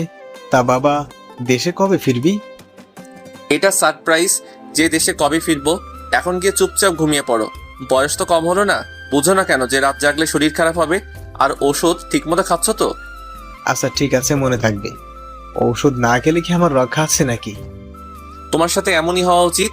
ওকে বাই, পরে কথা বলবো, তুমি ঘুমাও। এখন আবার প্রেসিডেন্টের সাথে লাঞ্চ করতে যেতে হবে। আচ্ছা বাবা, যা। আর শোন, সাবধানে থাকবি। আমি আচ্ছা বলে কল কেটে দিলাম। হঠাৎ গাড়ির হর্নের শব্দ শুনতে পেলাম। বের হয়ে দেখি আমাদের নিতে গাড়ি পাঠিয়ে দিয়েছে। তারপর আমরা গিয়ে গাড়িতে উঠে বসলাম। গাড়ি চললো তার আপন গতিতে। কিছুক্ষণ পর আমরা প্রেসিডেন্টের বাংলোয় পৌঁছে গেলাম। সেখানে আমাদের ফুলের তোড়া দিয়ে আমন্ত্রণ জানানো হলো। তারপর সবাই একসাথে লাঞ্চ করে নিলাম। ও, আপনাদের তো বলাই হয়নি, আমরা 10 জন মিলে টিম করে করে কাজ করেছিলাম প্রজেক্টটাতে। তারপর প্রেসিডেন্ট জানতে চাইলেন, তা ফাইম, সবাই তো বিয়ে করে ফেললো এখানে, শুধু তুমি ছাড়া। তা বিয়ে করার কি কোনো প্ল্যান নাই নাকি? সবে মাত্র তো নিজের কাজে জয়েন করলাম, তা ভাবছি এইবার দেশে গিয়ে বিয়ে করে নিব। আর আপনাকে কিন্তু আসতেই হবে। তুমি তো জানোই যে আমি একটা দেশের প্রেসিডেন্ট, আমার একটুও সময় নাই। আজকে অনেক কষ্ট করে সময় বের করে নিলাম তোমাদের সাথে লাঞ্চ করার জন্য। তবুও আমি যথাসাধ্য চেষ্টা করব। আর একটা কথা, একা গেলে হবে না, কিন্তু পরিবারের সবাইকে নিয়ে যেতে হবে। আচ্ছা ঠিক আছে, এখন আমাকে উঠতে হবে। বিকালে আবার হোয়াইট হাউসে মিটিং আছে। তা তোমার কখন যাবে? এখান থেকে গিয়ে কিছু শপিং করব। রাতে দেখি 8টার কোনো ফ্লাইটে যাব। তা হচ্ছে না, আমি যেটা বলেছি সেটাই হবে। এয়ারপোর্টে তোমাদের জন্য হেলিকপ্টার রাখা থাকবে। তা তোমরা কয়জন যাবে? তাহলে 2টা হেলিকপ্টার পাঠিয়ে দিব। তাহলে আমি এখন উঠি, কেমন? ও, তোমাদের তো প্রজেক্টের টাকাটা দেওয়াই হয়নি। এই নাও, এখানে $1 লাখ করে আছে। এটা তোমাদের বেতন। ওকে স্যার, তাহলে আমরা উঠি এখন। তারপর ওনার কাছ থেকে বিদায় নিয়ে চলে আসলাম। গাড়ি এসে আমাদের নামিয়ে দিয়ে গেল। গিয়ে ফ্রেশ হয়ে শুয়েছিলাম, তখনই আবি আসলো। এসে বলল, শোন, তুই তো বললি যে 3 জন যাব, কিন্তু আমি তো তোকে দেখতেছি। আর বাকি 2 জন কই? কেন, তুই আর অরিন? সত্যি আমরা যাব নাকি তুই মজা করতেছিস? তুই না গেলে বিয়ের সব দিক কে দেখাশোনা করবে? এর জন্য আমাদের নিয়ে যাচ্ছিস? দূর শালা, এত সিরিয়াস হচ্ছিস কেন? যা গিয়ে রেডি হয়ে নে, শপিং এ যেতে হবে, হাতে সময় কম। রাত 8টায় আবার ফ্লাইট। আচ্ছা, যাচ্ছি। আর শোন, অরিনকেও সাথে নিয়ে নিস, আমি তো আবার মেয়েদের কাপড় কিনতে পারবো না। আচ্ছা ঠিক আছে। কিছুক্ষণ পর আমরা 3 জনে বেরিয়ে পড়লাম শপিং এর উদ্দেশ্যে। শপিং করতে প্রায় ঘন্টা সময় লেগেছে। এখন 6:30 বাজে, তাই সুটকেস গুছিয়ে নিচ্ছি। যা কেনাকাটা করলাম সেগুলো একটাতে নিলাম, আর আমার কাপড় চোপড় একটাতে নিলাম। 7টায় বের হলাম এয়ারপোর্টের উদ্দেশ্যে, কারণ এখন রাস্তায় জ্যাম থাকতে পারে। 7:30-এ আমরা এয়ারপোর্টে পৌঁছে গেলাম। তারপর এয়ারপোর্টের ঝামেলা মিটিয়ে ভিতরে প্রবেশ করলাম। আমাদের লাগেজগুলো কুরিয়ারে দিয়ে দিলাম। তারপর এয়ারপোর্টের ভিতর একটা গাড়ি করে আমাদেরকে হেলিকপ্টার পর্যন্ত নিয়ে যাওয়া হলো। তারপর আমাদের জন্য রাখা হেলিকপ্টারগুলোতে আমরা উঠলাম। আমি একটাতে উঠলাম, আরেকটাতে আবির আর অরিন উঠেছিল। তারপর হেলিকপ্টার উড়াল দিল আমাদের নিয়ে। দীর্ঘ 18 ঘন্টা পর আমরা বাংলাদেশের মাটিতে নামলাম। তারপর পাইলটদের বিদায় দিয়ে এয়ারপোর্টে প্রবেশ করলাম। আমাদের লাগেজগুলো আগে এসে গিয়েছিল, তারপর সেগুলো কালেক্ট করে নিলাম। এয়ারপোর্টের কাজ সারতে আরো 1 ঘন্টা লেগে গেল। দুপুর হয়ে এসেছে এখানে। এয়ারপোর্ট থেকে বের হয়ে একটা গাড়ি নিলাম। গাড়ি নিয়ে বাসার উদ্দেশ্যে রওনা দিলাম। বাসায় যেতে 3 ঘন্টা লাগলো। ঢাকা শহরে এই জ্যাম একবার শুরু হলে শেষ হওয়ার নাম নেয় না, তাই যেতে এত সময় লাগলো। গাড়ির ভাড়া মিটিয়ে নিলাম। পরে কলিং বেল বাজালাম। মা এসে দরজা খুলে দিল। দরজা খোলার পর আমাকে দেখে এসে জড়িয়ে ধরলো। আমিও জড়িয়ে ধরে কান্না করে দিলাম। এই 6 মাসে একদিনও কথা বলতে পারিনি। তারপর মাকে আবির আর অরিনের সাথে আলাপ করিয়ে দিলাম। তারপর আমরা ভিতরে গেলাম, গিয়ে ফ্রেশ হয়ে নিলাম। রুমে গিয়ে আর আবিরদের গেস্ট রুমে দিয়ে আসলাম আর বললাম ফ্রেশ হয়ে নিতে। নিচে এসে মাকে জিজ্ঞাসা করলাম, মা আকিব কই? ওকে দেখছি না যে। ও ওর ম্যাডামের বাসায় গেছে পড়তে, এখনো আসে নাই। আর তার উপরে ওর ম্যাডামও নাকি অসুস্থ। ও আচ্ছা, তা বাবা কি ওকে নিয়ে ফিরবে নাকি আমি গিয়ে নিয়ে আসবো? যাবে বলতেছি যখন যা, বাইকেও নিয়ে আয় আর নিজের বউকেও দেখে আয়। হাজার হোক কিছুদিন অসুস্থ ছিল বলে কথা। মা তুমি আবার শুরু করলে? তারপর অরিন আর আবিরকেও বললাম চলতে, তাদের নিয়ে চললাম আকিবকে আনার উদ্দেশ্যে। গাড়িতে ওঠার পর আবির জিজ্ঞাসা করলো, কি রে, আমরা এখন কোথায় যাচ্ছি রে? কে আনতে? সে কোথায় থাকে রে? বাবা মায়ের সাথেই থাকে, এখন তাকে প্রাইভেট থেকে আনতে যাচ্ছি। আরো একটা কারণ আছে সেখানে যাওয়ার, কিন্তু সেটা সারপ্রাইজ। ওকে, সারপ্রাইজ হলে আর কি করার, এখন তাহলে অপেক্ষাই করতে হবে। তারপর গাড়ি নিয়ে বেরিয়ে পড়লাম আকিবের ম্যাডামের বাসার উদ্দেশ্যে, মানে আমার হবু বউয়ের বাসার উদ্দেশ্যে। মিনিট 10 পরে আমরা আমাদের গন্তব্যে পৌঁছে গেলাম। গাড়ি থেকে নেমে সিঁড়ি বেয়ে 3 তলায় চলে গেলাম। গিয়ে কলিং বেল বাজালাম। যিনি দরজা খুলে দিল ওনাকে দেখে পরিচিত মনে হলো না, তাই জিজ্ঞাসা করলাম। তিনি জানালেন যে অধরারা নাকি গত মাসে এখান থেকে চলে গেছে। তারপর তাদের নিয়ে একটা রেস্টুরেন্টে গিয়ে বসলাম। পরে মাকে কল করে বললাম, মা আকিবের টিচাররা কি বাসা চেঞ্জ করে ফেলেছে নাকি? এই দেখ, তোকে বলতেই ভুলে গেছি, আসলে তুই তাড়াহুড়ো করে চলে গেলি তাই বলতে পারিনি। তারা এখন তোর বাবার অফিসের সামনে যে নীল ভবনটা আছে না, ওইটার 3 তলায় থাকে, আর ওদের ফ্লোর নাম্বার হচ্ছে 8। তারপর মায়ের দেওয়া ঠিকানায় চলে গেলাম। গিয়ে কলিং বেল বাজাইলাম। অধরার মামি এসে দরজা খুলে দিল। আমি ওনাকে সালাম দিলাম। সালামের জবাব নিয়ে তিনি আমাদের ভিতরে বসতে বললেন। আমরাও ভিতরে গিয়ে বসলাম, কিন্তু আর কাউকে তো দেখতে পাচ্ছি না। তখন আন্টিকে জিজ্ঞাসা করলাম, আচ্ছা আন্টি, আকিবের কি পড়া শেষ হয়ে গেছে নাকি? তার পড়া তো কখনই শেষ হয়ে গেছে, তুমি আসবে বলে তাকে বসিয়ে রাখা হয়েছে। মনে হয় ওর ম্যাডামের সাথে গল্প করতেছে। তা বাবা, তোমার আসতে লেট হলো যে? আসলে আন্টি আমি আজকেই ফিরেছি তো, আর আমি জানতাম না যে আপনারা বাসা চেঞ্জ করেছেন। আমি আপনাদের আগের বাসায় গিয়ে জানতে পারি যে আপনারা বাসা চেঞ্জ করেছেন। পরে মায়ের কাছ থেকে ঠিকানা নিয়ে এখানে আসলাম, তাই লেট হয়ে গেছে। ও কথা বলতে বলতে তো এগুলোই দেওয়া হলো না। আন্টি এগুলো নিন। এগুলোতে কি আছে? আজকে আমি এসেছি তো, তাই সকলের জন্যই কিছু উপহার এনেছি। আসলে গতকাল একেবারে বেতন পেয়েছিলাম তো। এসবের কি কোনো দরকার ছিল নাকি? থাক না আন্টি, আমারও তো ইচ্ছে হতেই পারে। আচ্ছা আন্টি, আমি গিয়ে দেখি আকিব কি করতেছে। আচ্ছা যাও, আমি ওনাদের নাস্তা এনে দিচ্ছি। না আন্টি, এসবের কোনো দরকার নেই। তা বললে তো হবে না। প্রথমত তোমরা প্রথমবার আমাদের বাসায় এসেছো, দ্বিতীয়ত তোমরা আমার ফ্রেন্ড, তাই কোনো না শুনিব না বলেই আন্টি তাদের জন্য নাস্তা আনিতে চলে গেল। আমিও অধরার রুমের দিকে চলে গেলাম। দরজার কাছে পৌঁছাতে শুনতে পেলাম আমাকে কি দিয়ে যেন কথা হচ্ছে ম্যাডাম আর ছাত্রের মধ্যে। রীতিমতো ঝগড়া লাগার উপক্রম। আমি তাদের এই তর্ক বিতর্ক দেখে হাসতে লাগলাম। পরে ভিতরে প্রবেশ করলাম। আমাকে দেখে দুজনেই অবাক। আমাকে দেখেই আকিব এসে জড়িয়ে ধরে বলল, ভাইয়া তুমি কখন এলে? এই তো মিনিট 10 হলো। তা তোর পড়া কি শেষ হয়েছে নাকি? হ্যাঁ, কিন্তু কেন? পড়া শেষ হলে বাহিরে যা, গিয়ে দেখ আমার ফ্রেন্ডরা বসে আছে, তাদের সাথে গিয়ে কথা বল। আমার কিছু কথা আছে তোর ম্যাডামের সাথে। আচ্ছা ভাইয়া বলে আকিব ব্যাগ নিয়ে বাইরে চলে গেল। এখন কেমন আছেন? শুনলাম আপনি নাকি অসুস্থ ছিলেন। আলহামদুলিল্লাহ ভালো আছি। তা আপনি দেশে কবে এলেন? এই তো আজকে দুপুরে আসলাম, এসেই এখানে এলাম। আচ্ছা চোখটা বন্ধ করুন তো, আপনার জন্য একটা উপহার আছে। চোখ বন্ধ করলে দেখবো কিভাবে? আরে বন্ধ করুনই না। তারপর অধরা চোখ বন্ধ করলে আমি তাকে তার জন্য আনা চেনটা তাকে পরিয়ে দিলাম।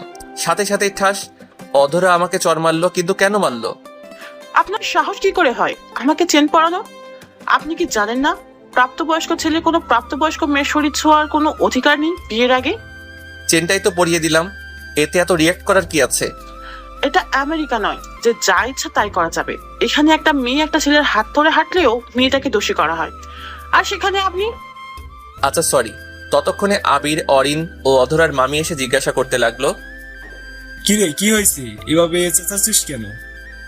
আসলে আমি বলার আগেই অধরা বলল, কিছু হয়নি, আর আপনি এখন আসতে পারেন। তারপর সেখান থেকে চলে আসি। বের হয়ে আকিবকে বলি বাবাকে কল করে বলতে ড্রাইভারকে পাঠিয়ে দিতে ওদের নেওয়ার জন্য। বলে আমি গাড়ি নিয়ে সেখান থেকে সোজা নদীর পাড়ে চলে আসি। এদিকে আকিব বাবাকে কল করে গাড়ি পাঠাতে বললে বাবা বলেন, গাড়ি পাঠাবো কেন? ফাহিমরা তোকে আনতে গেছে। বাবা ভাইয়া এসেছিল, তোমায় বাসায় এসে বলবো। এখন তাড়াতাড়ি গাড়ি পাঠাও। আর সাথে ভাইয়ার বন্ধু, ওনার বউ দাঁড়িয়ে আছে। আচ্ছা, আমি গাড়ি পাঠিয়ে দিচ্ছি। আর তোর ভাই কোথায় যাচ্ছে, কিছু কি বলে গেছে নাকি? না, কিছুই বলে যায়নি। আচ্ছা বলে কল কেটে দিলেন, তারপর ড্রাইভারকে বলে দেন আকিবকে নিয়ে আসতে। এদিকে আমি নদীর পাড়ে এসে একটা বেঞ্চিতে বসে পড়ালাম। খুব খারাপ লাগছিল। কি এমন করেছিলাম যার জন্য আমাকে এইভাবে আমার বন্ধু ও তার বউয়ের সামনে এভাবে অপমান করলো? কিছুক্ষণ পর মনে হলো পিছনে এসে একটা গাড়ি দাঁড়ালো, তাই পিছনে তাকালাম। দেখলাম বাবা গাড়ি থেকে নামলেন, নেমে আমার দিকে এগিয়ে এলেন, এসে আমার পাশে বসলেন। বসে, তোর মন খারাপ কেন, জানতে পারি কি? কিছু হয়নি বাবা। আমার ছেলেটা আজ এত বড় হয়ে গেছে, এখন নিজের দুঃখ নিজের মধ্যে চেপে রাখতে জানে, আর আমাকেও এখন সেটা বলতে চায় না। বাবা তেমন কিছুই না। যদি কিছু নাই হতো তাহলে এই রাতের বেলা এই নদীর পাড়ে এসেছিস আর কি লুকানোর চেষ্টা করছিস? আমি সবটাই জানি। বাসায় এসে আকিব আমাকে সব বলেছে। ও আচ্ছা। চল বাসায় যাবি, আর এই বিষয় নিয়ে পরে আলোচনা করা যাবে। তারপর বাবা ড্রাইভারকে বলল গাড়ি নিয়ে চলে যেতে। পরে আমি আর বাবা আমার গাড়িতে করে চলে এলাম। বাসায় এসে ফ্রেশ হয়ে নিলাম, তারপর ডিনার করে গিয়ে ঘুমিয়ে গেলাম। কারোর সাথে তেমন কোনো কথা বলিনি। পরের দিন ঘুম থেকে উঠে ফ্রেশ হয়ে নাস্তার টেবিলে চলে গেলাম। সাথে আবির ও অরিনও আছে। সবাই মিলে নাস্তা করছিলাম। এমন সময় বাবা বললেন, আমি চাচ্ছিলাম ফাহিমের বিয়েটা গ্রামের বাড়িতে গিয়ে করানোর জন্য। এমনিতেও গ্রামে তেমন একটা যাওয়া হয় না, আর ওর চাচা চাচিরাও তো গ্রামে থাকে।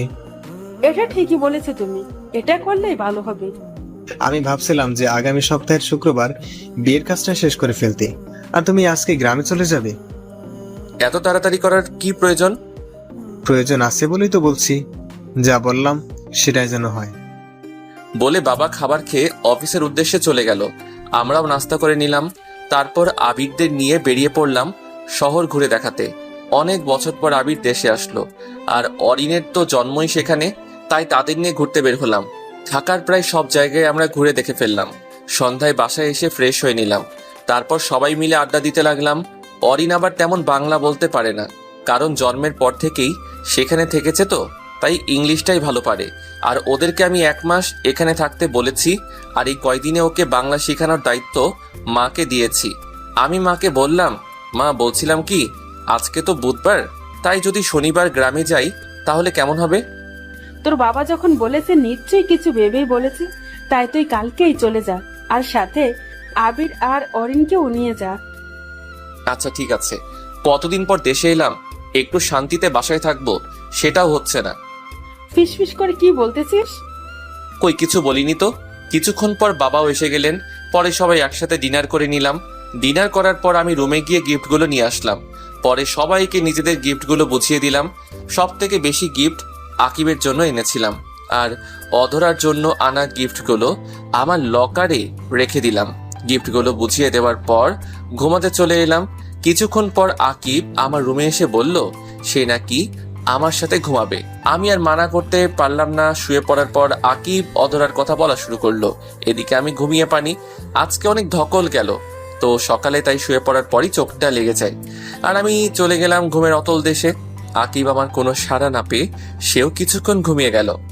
সকালে ঘুম থেকে উঠে দেখি আকিব আমাকে কোলবালিশের মতো জড়িয়ে ধরে ঘুমিয়ে আছে। তাকে আমার থেকে ছাড়িয়ে আমি ফ্রেশ হতে যাই। ফ্রেশ হয়ে এসে আকিবকে ডেকে তুলে দিলাম, কারণ আজকে আকিবের স্কুল আছে, তাই ওকে ডেকে তুলে ফ্রেশ হতে পাঠিয়ে দিলাম। আকিব ফ্রেশ হয়ে এলে আমরা নিচে যাই নাস্তার টেবিলে। গিয়ে দেখি সবাই আমাদের 2 ভাইয়ের আগেই উঠে গেছে আর নাস্তার টেবিলে বসে আছে। কিছুক্ষণ পর মা এসে নাস্তা দিয়ে গেল। আমরা নাস্তা করতে শুরু করলাম। তখন বাবা জানতে চাইলো যে কবে আমি গ্রামের বাড়ি যাব। আমাদের সেখানে যাওয়ার কথা শুনেই আকিবও বায়না ধরলো যে আমাদের সাথে যাবে, কিন্তু বাবা দিতে রাজি না। এক পর্যায়ে আকিব কান্না শুরু করে দিল, তাও বাবা তাকে যেতে দিতে রাজি না, কারণ আকিবের স্কুল খোলা প্লাস প্রাইভেট, এইসবের বাহানা দিচ্ছে বাবা। তখন আকিব বলে, প্রাইভেট নিয়ে তো কোনো সমস্যা হয় না, অধর আব্বুকে সাথে নিয়ে গেলেই তো হয়। প্রাইভেট ঠিক আছে, কিন্তু স্কুল যে বন্ধ হবে তার কি হবে? তখন আকিব আমাকে ইশারায় বলে বাবাকে রাজি করাতে। তখন আমি বললাম, বাবা থাক না, কিছুদিন স্কুল বন্ধ হলে কিছু হবে না। কিন্তু বাপ, সামনে তো জেসি পরীক্ষা। ওইটা কোনো ম্যাটার না, এই কয়দিন বন্ধ করলে কিছু হবে না, আর প্রাইভেট তো পড়বেই। কিন্তু দেখো বাবা, আর কোনো কিন্তু না, তাহলে কিন্তু আমিও গ্রামের বাড়ি যাব না। এমনিতে অনেক ক্লান্ত, কালকে মাত্র আসলাম আর তুমি আজকে আবার গ্রামে যেতে বলতেছো। আচ্ছা, যা ভালো হয় তাই কর। এই তো আমার ভালো বাবা, তাহলে আজকে বিকেলেই গ্রামে যাব। আকিব স্কুল থেকে আসলে তখনই আন্টি আমি কি আসতে পারি? কথাটা শুনে সবাই দরজার দিকে তাকালাম। তাকিয়ে দেখি অধরা এসেছে। তাকে দেখে মা এগিয়ে গেল, গিয়ে জিজ্ঞাসা করলো, কি রে মা, কেমন আছিস? আমাদের তো মনে হয় ভুলেই গেছিস। না আন্টি, তোমাদের বলি কি করে? এই আন্টি কি রে? মা বলবি? আজ বাদে কাল আমার ঘরের বউ হয়ে আসবি, এখনো আন্টি বলে ডাকিস? আর এতদিন তোর কোনো দেখা নেই যে। তা মা, এখন শরীর কেমন আছে? জি, এখন আগের থেকে ভালো আছি। তা আকিব কি স্কুলে যাবে না নাকি? হ্যাঁ যাবে তো।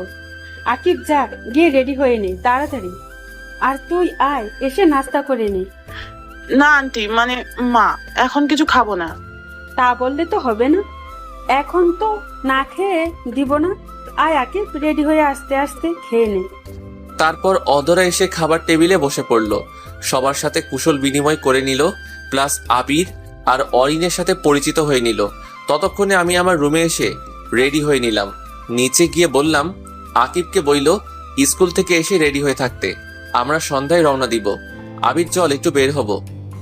আচ্ছা, আর শোন, তোদের সাথে অধরাও যাবে। ও না থাকলে আকিব পড়বে কিভাবে? তুমিও বাবার মতো শুরু করে দিয়েছো। সেখানে আমিরা ঘুরতে যাচ্ছি, সেখানে গিয়ে কি পড়ালেখা করবে? ও যেখানে আমরা ঘুরবো, আর ওনার আমাদের সাথে যেতে হবে কেন? আমি কিচ্ছু জানি না, তোর বাবা বলে গিয়েছে। দূর, ভাল লাগে না। ওই আবির দাঁড়িয়ে আছিস কেন, চল। তারপর আমি আর আবির বেরিয়ে পড়লাম। আসলে এখানে অরিনের পরার মতো কোনো সালোয়ার বা শাড়ি নেই, তাই আবিরকে নিয়ে গেলাম। প্রথমে ব্যাংকে গেলাম টাকাগুলো ভাঙিয়ে নিতে, পরে আবিরকে নিয়ে মলে গিয়ে কিছু কেনাকাটা করে নিলাম, আর চাচাতো ভাই বোনদের জন্য কিছু উপহার কিনে নিলাম, আর ছোটগুলোর জন্য খেলনা আর কিছু চকলেট কিনলাম। ফুফাতো ভাই বোনের জন্যও সেম জিনিসই কিনলাম। তারপর দুপুরে আমরা দুইজনই লাঞ্চ করে নিলাম বাইরে। বাসায় আসতে আসতে বিকেল হয়ে গেল। আসলে রাস্তায় যে পরিমাণ জ্যাম তা বলে বোঝানো যাবে না। যেখানে যেতে 30 মিনিট সময় লাগার কথা, সেখানে যেতে সময় লাগে 1.5 ঘন্টা। বাসায় এসে ফ্রেশ হয়ে একটু রেস্ট নিয়ে নিলাম। কখন যে চোখ লেগে গেছে বুঝতেই পারিনি। হঠাৎ মনে হলো কেউ যেন আমাকে ডাকছে, তাই চোখ খুলে তাকালাম। তাকিয়ে দেখি অধরা আমাকে ডাকছে। তখন আমি বললাম, কি হলো, আপনি আমার রুমে কেন? কেউ দেখলে কি বলবে? আর আমাকে ডাকছিনি বা কেন? তখন অধরা বলল, আসলে মা বলেছে আপনাকে ডাকতে, প্রায় সন্ধ্যা হয়ে গেছে তো, আর আপনি তো বলেছিলেন যে সন্ধ্যায় রওনা দিবেন। আমি বললাম আচ্ছা ঠিক আছে, আপনি যান এখন, না হলে লোকে আপনাকে খারাপ মনে করবে। তারপর অধরা আর কিছু না বলে চলে গেল। আমি আকিবকে ডাক দিলাম। কিছুক্ষণ পর আকিব চলে এলো।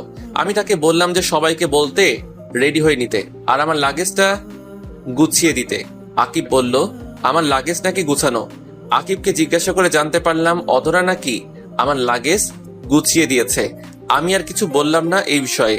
পরে আকিবকে বললাম লাগেজটা নিয়ে গাড়িতে রেখে দিয়ে রেডি হয়ে নিতে। বলার সাথে সাথেই আকিব লাগেজ নিয়ে চলে গেল। আমিও চলে গেলাম ফ্রেশ হয়ে নিতে। ফ্রেশ হয়ে রেডি হচ্ছিলাম, এমন সময় অধরা আমার রুমে আসলো। আমি তখন রেডি হচ্ছিলাম তাই খেয়াল করিনি। রুমে ঢুকেই দিল জোরে একটা চিৎকার দিল। আমিও তার চিৎকার শুনে পিছনে তাকালাম। বুঝলাম না কি জন্য চিৎকার করলো। তার চিৎকার শুনে সবাই চলে এসে ওকে জিজ্ঞাসা করা শুরু করলো যে কি জন্য এমন চিৎকার দিল। তখন অধরা বলল, আসলে আমি ওনাকে ডাকার জন্য ওনার রুমে এসেছিলাম। এসে দেখি উনি শুধু একটা 3/4 প্যান্ট পরেছিলেন, কোনো শার্ট পরেছিলেন না, তাই আমি চিৎকার দিয়ে ফেলেছি। ধুর পাগলি, এতে চিৎকার করার কি আছে? কিছুদিন পর তো তুই ওর বউ হবি। আর ওই এমনই এত বড় হয়ে গেছে, এখনো 3/4 পরে থাকে বাসায়। আচ্ছা তুই যা, গিয়ে নিচে বস। অধরা নিচে চলে গেল, সাথে বাকিরাও চলে গেল, শুধু মা ছাড়া। সবাই যাওয়ার পর মা বলল, তোর কি কোনো কাণ্ডজ্ঞান নেই নাকি? আমি আবার কি করলাম? আমি তো রেডি হচ্ছিলাম। ওনাকে কে বলল এখানে আসতে?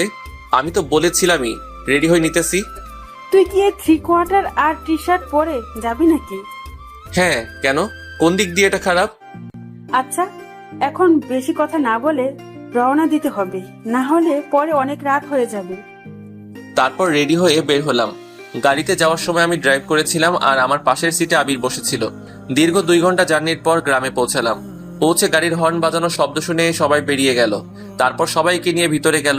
আমি গিয়ে গাড়ি পার্ক করলাম। পরে ভিতরে গেলাম, গিয়ে সোফায় বসলাম। 10 মিনিট হয়ে গেল, কেউ এলো না আর জিজ্ঞাসাও করলো না কেমন আছি। সবাই অধরাকে নিয়েই ব্যস্ত। তখনই চিৎকার করে বড় চাচাকে ডাক দিলাম, চাচা, ও চাচা। আমার ডাক শুনে তাড়াতাড়ি করে চাচা এসে জিজ্ঞাসা করলেন, কি রে, কি হয়েছে? এভাবে চেঁচাচ্ছিস কেন? আমাকে মনে হয় ভুলেই গেছেন। এতদিন পর এলাম, কেউ একবারও জিজ্ঞাসা করলো না কেমন আছি বা এত দূর আসতে কোনো সমস্যা হয়েছে কিনা। 15 মিনিট হয়ে গেল এখানে বসে আছি, কেউ এসে পানি পর্যন্ত দিল না। আমি আর এখানে থাকবো না, এখনই আমি চলে যাব। আরে রাখ তো ওদের কথা, ওরা একটু এমনই। আসলেই তো তুই অনেক বছর পর এসেছিস, এটা তারা ঠিক করেনি। তুই বস, আমি কাউকে পাঠিয়ে দিচ্ছি। কাউকে পাঠাবা মানে? তার মানে আসলে সবাই আমাকে ভুলে গেছে। ধুর, আমি এখানে থাকবোই না বলেই বাইরে চলে এলাম। চলে তো এলাম, কিন্তু এখন যাব কোথায়? ধুর, আসলেই আমি অল্পতেই রেগে যাই। তখনই ছোট ফুপির কথা মনে পড়ে গেল, তাই গাড়ি নিয়ে রওনা দিলাম ফুপির বাসার উদ্দেশ্যে। 30 মিনিট পর পৌঁছে গেলাম ফুপির বাসায়। আমাকে দেখে ফুপি অবাক হয়ে গেল, বলল, কি রে তুই এত রাতে, তাও আবার কিছু না জানিয়ে? কেন আসতে পারি না নাকি? না করার হলে করে দাও, আমি এখনই চলে যাচ্ছি। আয় ভিতরে আয়। তা কেমন আছিস? ভালো আছি, আপনি কেমন আছেন? আমিও ভালো আছি। তা তোকে দেখে মনে হচ্ছে খুব রেগে আছিস। কি হয়েছে রে? আর বলিও না, আজ তোমার বাপের বাড়ি গেছিলাম, গিয়ে দেখলাম সেখানে আমার কোনো সম্মান নাই, তাই রাগারাগি করে এখানে এসে পড়ছি। ও এই কথা, যা গিয়ে ফ্রেশ হয়ে নে, খেয়ে নিব। আচ্ছা, আরেকটা কথা, তুমি কিন্তু বলবে না আমি যেখানে আছি। আর ফুপা কখন আসবে? আচ্ছা বাবা, বলবো না কাউকে। তোর ফুপা এখনই এসে পড়বে, তুই যা তো ফ্রেশ হয়ে নে। আমি গিয়ে ফ্রেশ হয়ে নিলাম। ফ্রেশ হয়ে এসে দেখি ফুপাও এসে গেছে। তারপর ফুপার সাথে কৌশল বিনিময় করে নিলাম। পরে সবার সাথে ডিনার করে নিলাম। খাওয়া শেষে ফুপিকে জিজ্ঞাসা করলাম আমার বোনগুলো কই। ফুপি বললেন তারা নাকি অনেক আগেই ঘুমিয়ে পড়েছে পাশের রুমে। আমাকেও বললো ওদের সাথে গিয়ে ঘুমিয়ে পড়তে। আমিও গিয়ে ঘুমিয়ে পড়লাম। সকালে ফোনের চিল্লা চিল্লিতে ঘুমটা ভেঙে গেল। ঘুম ঘুম চোখে ফোনের স্ক্রিনে তাকিয়ে দেখি বড় চাচা কল দিয়েছে। আমিও কল ধরিনি। কিছুক্ষণ পর কল কেটে গেল। কেটে যাওয়ার পর ফোনটা সাইলেন্ট করে আবার ঘুমিয়ে গেলাম। কতক্ষণ করে কারো ডাকে ঘুম ভেঙে গেল। তাকিয়ে দেখি মুন্না আমাকে ডাকতেছে। ঘুম থেকে উঠে ফ্রেশ হয়ে নিলাম। পরে ফুপি ডাক দিলেন ব্রেকফাস্ট করার জন্য। আমিও গিয়ে ব্রেকফাস্ট করে নিলাম। পরে ফোনটা হাতে নিয়ে দেখি 100+ মিসড কল। চেক করে দেখলাম বাবা, চাচা, চাচি, মা, আপু সবাই কল করেছে। আর একটা নাম্বার দেখে খুবই অবাক হলাম, কারণ আমি আমেরিকা যাওয়ার পর যে মেয়েটা কল দিয়েছিল আজকেও সেই কল দিয়েছে, এমনকি রাতেও কল দিয়েছে। তখন ফুপিকে ডাক দিলাম। ফুপি এসে জিজ্ঞাসা করলো কি হয়েছে। আমি বললাম আচ্ছা দেখো তো এই নাম্বারটা চিনো কিনা। ফুপি বললো এটা নাকি অধরার নাম্বার। তাই তো বলি সেদিন কল না ধরায় কান্নাই বা করবে কেন একজন অপরিচিত মেয়ে। আর সেদিন রাগ করে আর পরে কল দেয়নি, তা আজকে কি জন্য আবার কল দিল। মনে হয় কালকে রাগ করে চলে এসেছি তো, আর রাতেও পরে ফিরিনি, তাই মনে হলো কল দিয়েছি। এইসব ভাবতে ভাবতে মা কল দিল। রিসিভ করলাম আর মা বলা শুরু করলো, কি বললো আপনাদের বলুন না, পরে আপনারাও জেনে যাবেন। এটা শুধু আমার আর আমার মায়ের মধ্যকার কথা। আমি কোথায় আছি তা বলুম না, আর যদি যেতেই হয় বিয়ের 2 দিন আগে যাবো, এর আগে বললেও যাবো না। ভালোই ভালোই বলছি আয় তাড়াতাড়ি। তোর চাচা সকালে যখন বলেছে যে তুই নাকি রাতে রাত করে বের হয়েছিলি আর ফিরিসনি, সকালেও নাকি কল ধরিসনি, তখনই আমি বাবা ছুটে চলে আসি। কবি বলেছেন যেখানে তোমার সম্মান নেই সেখানে তুমি যেও না, তাই আজকে আমি ফিরছি না। তোমরা থাকো ওই মেয়েকে নিয়েই, আমাকে নিয়ে না ভাবলেও হবে। দেখ মেজাজটা খারাপ বানিস না, এমনিতে মেয়েটা কাল রাত থেকে কান্না করেই যাচ্ছে আর তোর চাচা চাচিদের বকা দিচ্ছে কেন তাকে নিয়ে তারা এত মাতামাতি করলো, যার ফলে তুই রাগ করে চলে গেলি। তা বলেও লাভ হবে না। আর উনি এখন কান্না করতেছেন কেন? সেদিন থাপ্পড় মারার সময় মনে ছিল না? আবার আমার ফ্রেন্ড আর তার বউয়ের সামনে অপমান করার সময় মনে ছিল না? এসব আবার কবে হলো? আর যা হয়েছে ভুলে যা। বাবা ফিরে আয় তুই। বলেছি না আমি গেলেও কিছুদিন পর যাবো, আর তুমি আমার মা হয়ে আমার বিরুদ্ধে কথা বলতেছো। ঠিক আছে আমি ফিরবো আজকেই, এবার খুশি তো? বলে কল কেটে দিলাম। ফুপি, এই ফুপি। ফুপি তাড়াতাড়ি করে এলো, এসে জিজ্ঞাসা করলো কি হয়েছে, এভাবে কান্না করতেছিস কেন? আমাকে কেউ ভালোবাসে না। কেন, আবার কি হলো? এখন মাও কল দিয়ে আমাকে বকা দিল। এটা কিন্তু ঠিক হয়নি। আমি ভাবিকে বলবো তোকে যেন আর বকা না দেয়। আর শোন, আমি রান্না করতেছি আজকে তোর সব পছন্দের খাবার। যা গিয়ে গোসল সেরে আয়। কয়টা বাজে যে এখনই গোসল দিব? 12:30 বাজে। যা গোসল করে আয়, কিছুক্ষণ পর তোর ফুপাও চলে আসবে। আজকে এত তাড়াতাড়ি ফুপা চলে আসবে যে? আসলে সকালে ভাবি কল দিয়ে বলছে আজকেই যেতে, সবাই নাকি আজকেই আসবে। ও তাহলে এই ব্যাপার। যা, তাড়াতাড়ি গিয়ে গোসল সেরে নে, তারপর সবাই একসাথে গিয়ে রওনা দিব। তারপর আমি গিয়ে গোসলটা সেরে নিলাম, পরে নামাজ আদায় করলাম। ফুপা আসার পরে সবাই একসাথে দুপুরের খাবার খেলাম, খেয়ে কিছুক্ষণ রেস্ট নিলাম। এরই মধ্যে সবাই রেডি হয়ে নিল, পরে সবাই মিলে রওনা দিলাম। 1 ঘন্টা পর বাসায় পৌঁছালাম। আসলে ভাই কি বলবো, রাস্তায় যে পরিমাণ জ্যাম, তার উপরে আবার রং সাইড দিয়ে লোকেরা গাড়ি ঢুকিয়ে দেয়, যার ফলে জ্যামের সৃষ্টি হয়। আর ট্রাফিক পুলিশও নিজেদের কাজ ঠিক মতো করতে পারে না, শুধু দেখে কিভাবে টাকা খাওয়া যায়। আর এই জ্যামের কারণে 30 মিনিটের জায়গায় 1 ঘন্টা লাগলো। বাসায় এসে দেখি সবাই মিলে ডাইনিং রুমে বসে গোল মিটিং করতেছে। ভিতরে ঢুকে তাদের কাছে গেলাম, তাদের রিয়াকশন দেখে মনে হইতেছে এখানে কেউ নেই। তখন বললাম, দূর, কেউ কি কথা বলবা না নাকি? দূর, এইভাবে কল করে ডেকে এনে এখন কেউ কিছু বলছে না, থাকো তোমরা। আমি ফিরে গেলাম আবার, এইবার আর আসমুই না, গিয়ে আমেরিকা চলে যাব। ভাবি তোরা কি থাকবি নাকি আমার সাথে যাবি? সরি রে, আমরা এখানেই থাকছি, তুই চাইলে যেতে পারিস। তুই বন্ধু নামের কলঙ্ক, থাক তুই, আমি গেলাম বলে চলে আসতে নিলাম। তখনই ঝড়ের গতিতে কে জানি এসে আমাকে জড়িয়ে ধরলো। আমিও ধাক্কা সামলাতে না পেরে মাটিতে পড়ে গেলাম।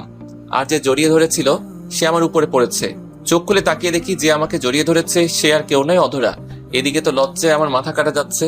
সবাই বলে ছেলেদের লজ্জা থাকতে নেই, আপনারাই বলুন তো। মিয়া, একটা মেয়ে যদি ছেলেটার পরিবারের সবার সামনে এভাবে জড়িয়ে ধরে তাহলে তো ছেলেটা লজ্জা পাবেই। আমার ক্ষেত্রেও সেটাই হয়েছে। কোন রকম ওকে ছাড়িয়ে উঠে দাঁড় করালাম। যেই একটা থাপ্পড় দিতে যাব তখনই চোখ বন্ধ করে নিল। মেয়েটার মুখটা দেখে কেমন যেন বুকের পাশটা নড়াচড়া করে উঠলো, তাই আর থাপ্পড় দিলাম না। সরাসরি জিজ্ঞাসা করলাম, কি হলো? শুনলাম কাল রাত থেকে রাখি কিছুই খাননি। অধরা তখন চোখ খুলে তাকিয়ে জবাব দিল, কে বললো আমি খাইনি? আমি তো রাত্রেবেলাও খেয়েছি। তার মানে সবাই আমাকে মিথ্যা কথা বলেছে? তুমি আমার মা হয়ে আমার সাথে এটা করতে পারলা? আরে সত্যি বলেছি, ও কাল থেকে কিছুই খায়নি, শুধু কান্না করেছে। 1 মিনিট তুই দাঁড়িয়ে আছিস কেন? তুই না চলে যাচ্ছিস, তাহলে চলে যা। কে আমার ছেলেটাকে বের করে দিচ্ছে দেখি তো। কথাটা শুনে পিছনে তাকিয়ে দেখি মেজো ফুপি, ফুপা আর ওনার মেয়েরাও এসেছে। আমিও একটু কান্না কান্না ভাব নিয়ে ফুপিকে বললাম, দেখো ফুপি, আমি এতদিন পর বাসায় আসলাম আর আমাকে বাসা থেকে বের করে দিচ্ছে। এটা তো ঠিক না। আমার বাবাটা কত বছর পর এসেছে আর তোমরা ওর সাথে এমন করছো কেন? সাদে কি আর করছি, ছেলেটা এখন অনেক বদলে গেছে, কথায় কথায় রাগ করে। আগে কতই ভালো ছিল, এখন কিছু বললেই রাগ করে চলে যায়। ভাবি বুঝেন না কেন? এটা ওদের বংশগত। শুধু তুমি বললে বলে আজকে গেলাম না, না হলে চলেই যেতাম। আর তোমরা কি দরজায় দাঁড়িয়ে থাকবে নাকি ওই মুরগির ডিম? কেমন আছিস? দেখো, ভালো হবে না কিন্তু। আমারও একটা সুন্দর নাম আছে। ভাবি দেখো না ভাই আমাকে কিসব বলছে। তুই আবার ভাবি পাইলি কই? আমি তো তোরে বিয়া করবো, জানোস না তুই? ধুর, মজা বাদ দে তো। যা তোর রুমে যা, আমরাও গিয়ে ফ্রেশ হয়ে নেই। ফুপিরা চলে গেল ফ্রেশ হতে, আমিও আমার রুমে চলে গেলাম। রুমে গিয়ে ফ্রেশ হয়ে নিলাম। ফ্রেশ হয়ে বের হয়ে দেখি আমার গাড়ির চাবিটা টেবিলের উপর নেই। তখনই চেঁচিয়ে মাকে ডাক দিলাম। মা এসে বললেন, কি হয়েছে? সারের মতো চেঁচাচ্ছিস কেন? সাদিকে চেঁচাচ্ছি? আমার রুমে কে এসেছিল আর আমার গাড়ির চাবি কই? যে তোর রুমে এসেছিল সেই গাড়ির চাবি নিয়ে গেছে। সেটাই জানতে চাইছি, কে আমার রুমে এসেছিল? সেটা আমি কি করে বলবো? আমি কি তোর রুমের সিকিউরিটি গার্ড নাকি? বলে মা হনহনিয়ে চলে গেল। তখনই আকিবকে ডাক দিলাম। বেচারা আমার ডাক শুনে দৌড়ে চলে এলো, এসে বলল, ভাই আমায় ডাকছিলে কেন? তুই কি আমার গাড়ির চাবি নিয়েছিস নাকি? আমি তোমার গাড়ি চাবি নিয়ে কি করবো? আর আমি তো গাড়ি চালাতে পারি না, তবে কিছুক্ষণ আগে দেখলাম ভাবি তোমার গাড়ি নিয়ে কোথায় যেন গিয়েছে। বলিস কি? ওনার এত বড় সাহস আমার গাড়ি নিয়ে গেছে? আর তুই কি সবাইকে সবার গিফট বুঝিয়ে দিয়েছিস নাকি? না ভাইয়া, আজকে নাকি বড় ফুপি আর সিজো ফুপি আসবে রাতে, আর তার আসলেই সবাইকে একসাথে দিয়ে দিল। আচ্ছা, এখন কয়টা বাজে রে? কেন ভাই, ঘড়ি দেখোনি? এখন তো রাত 8টা বাজে। এই রাতের বেলা উনি আমাকে গাড়ি নিয়ে বের হলেন, আল্লাহ জানে আমার গাড়ির কি হবে।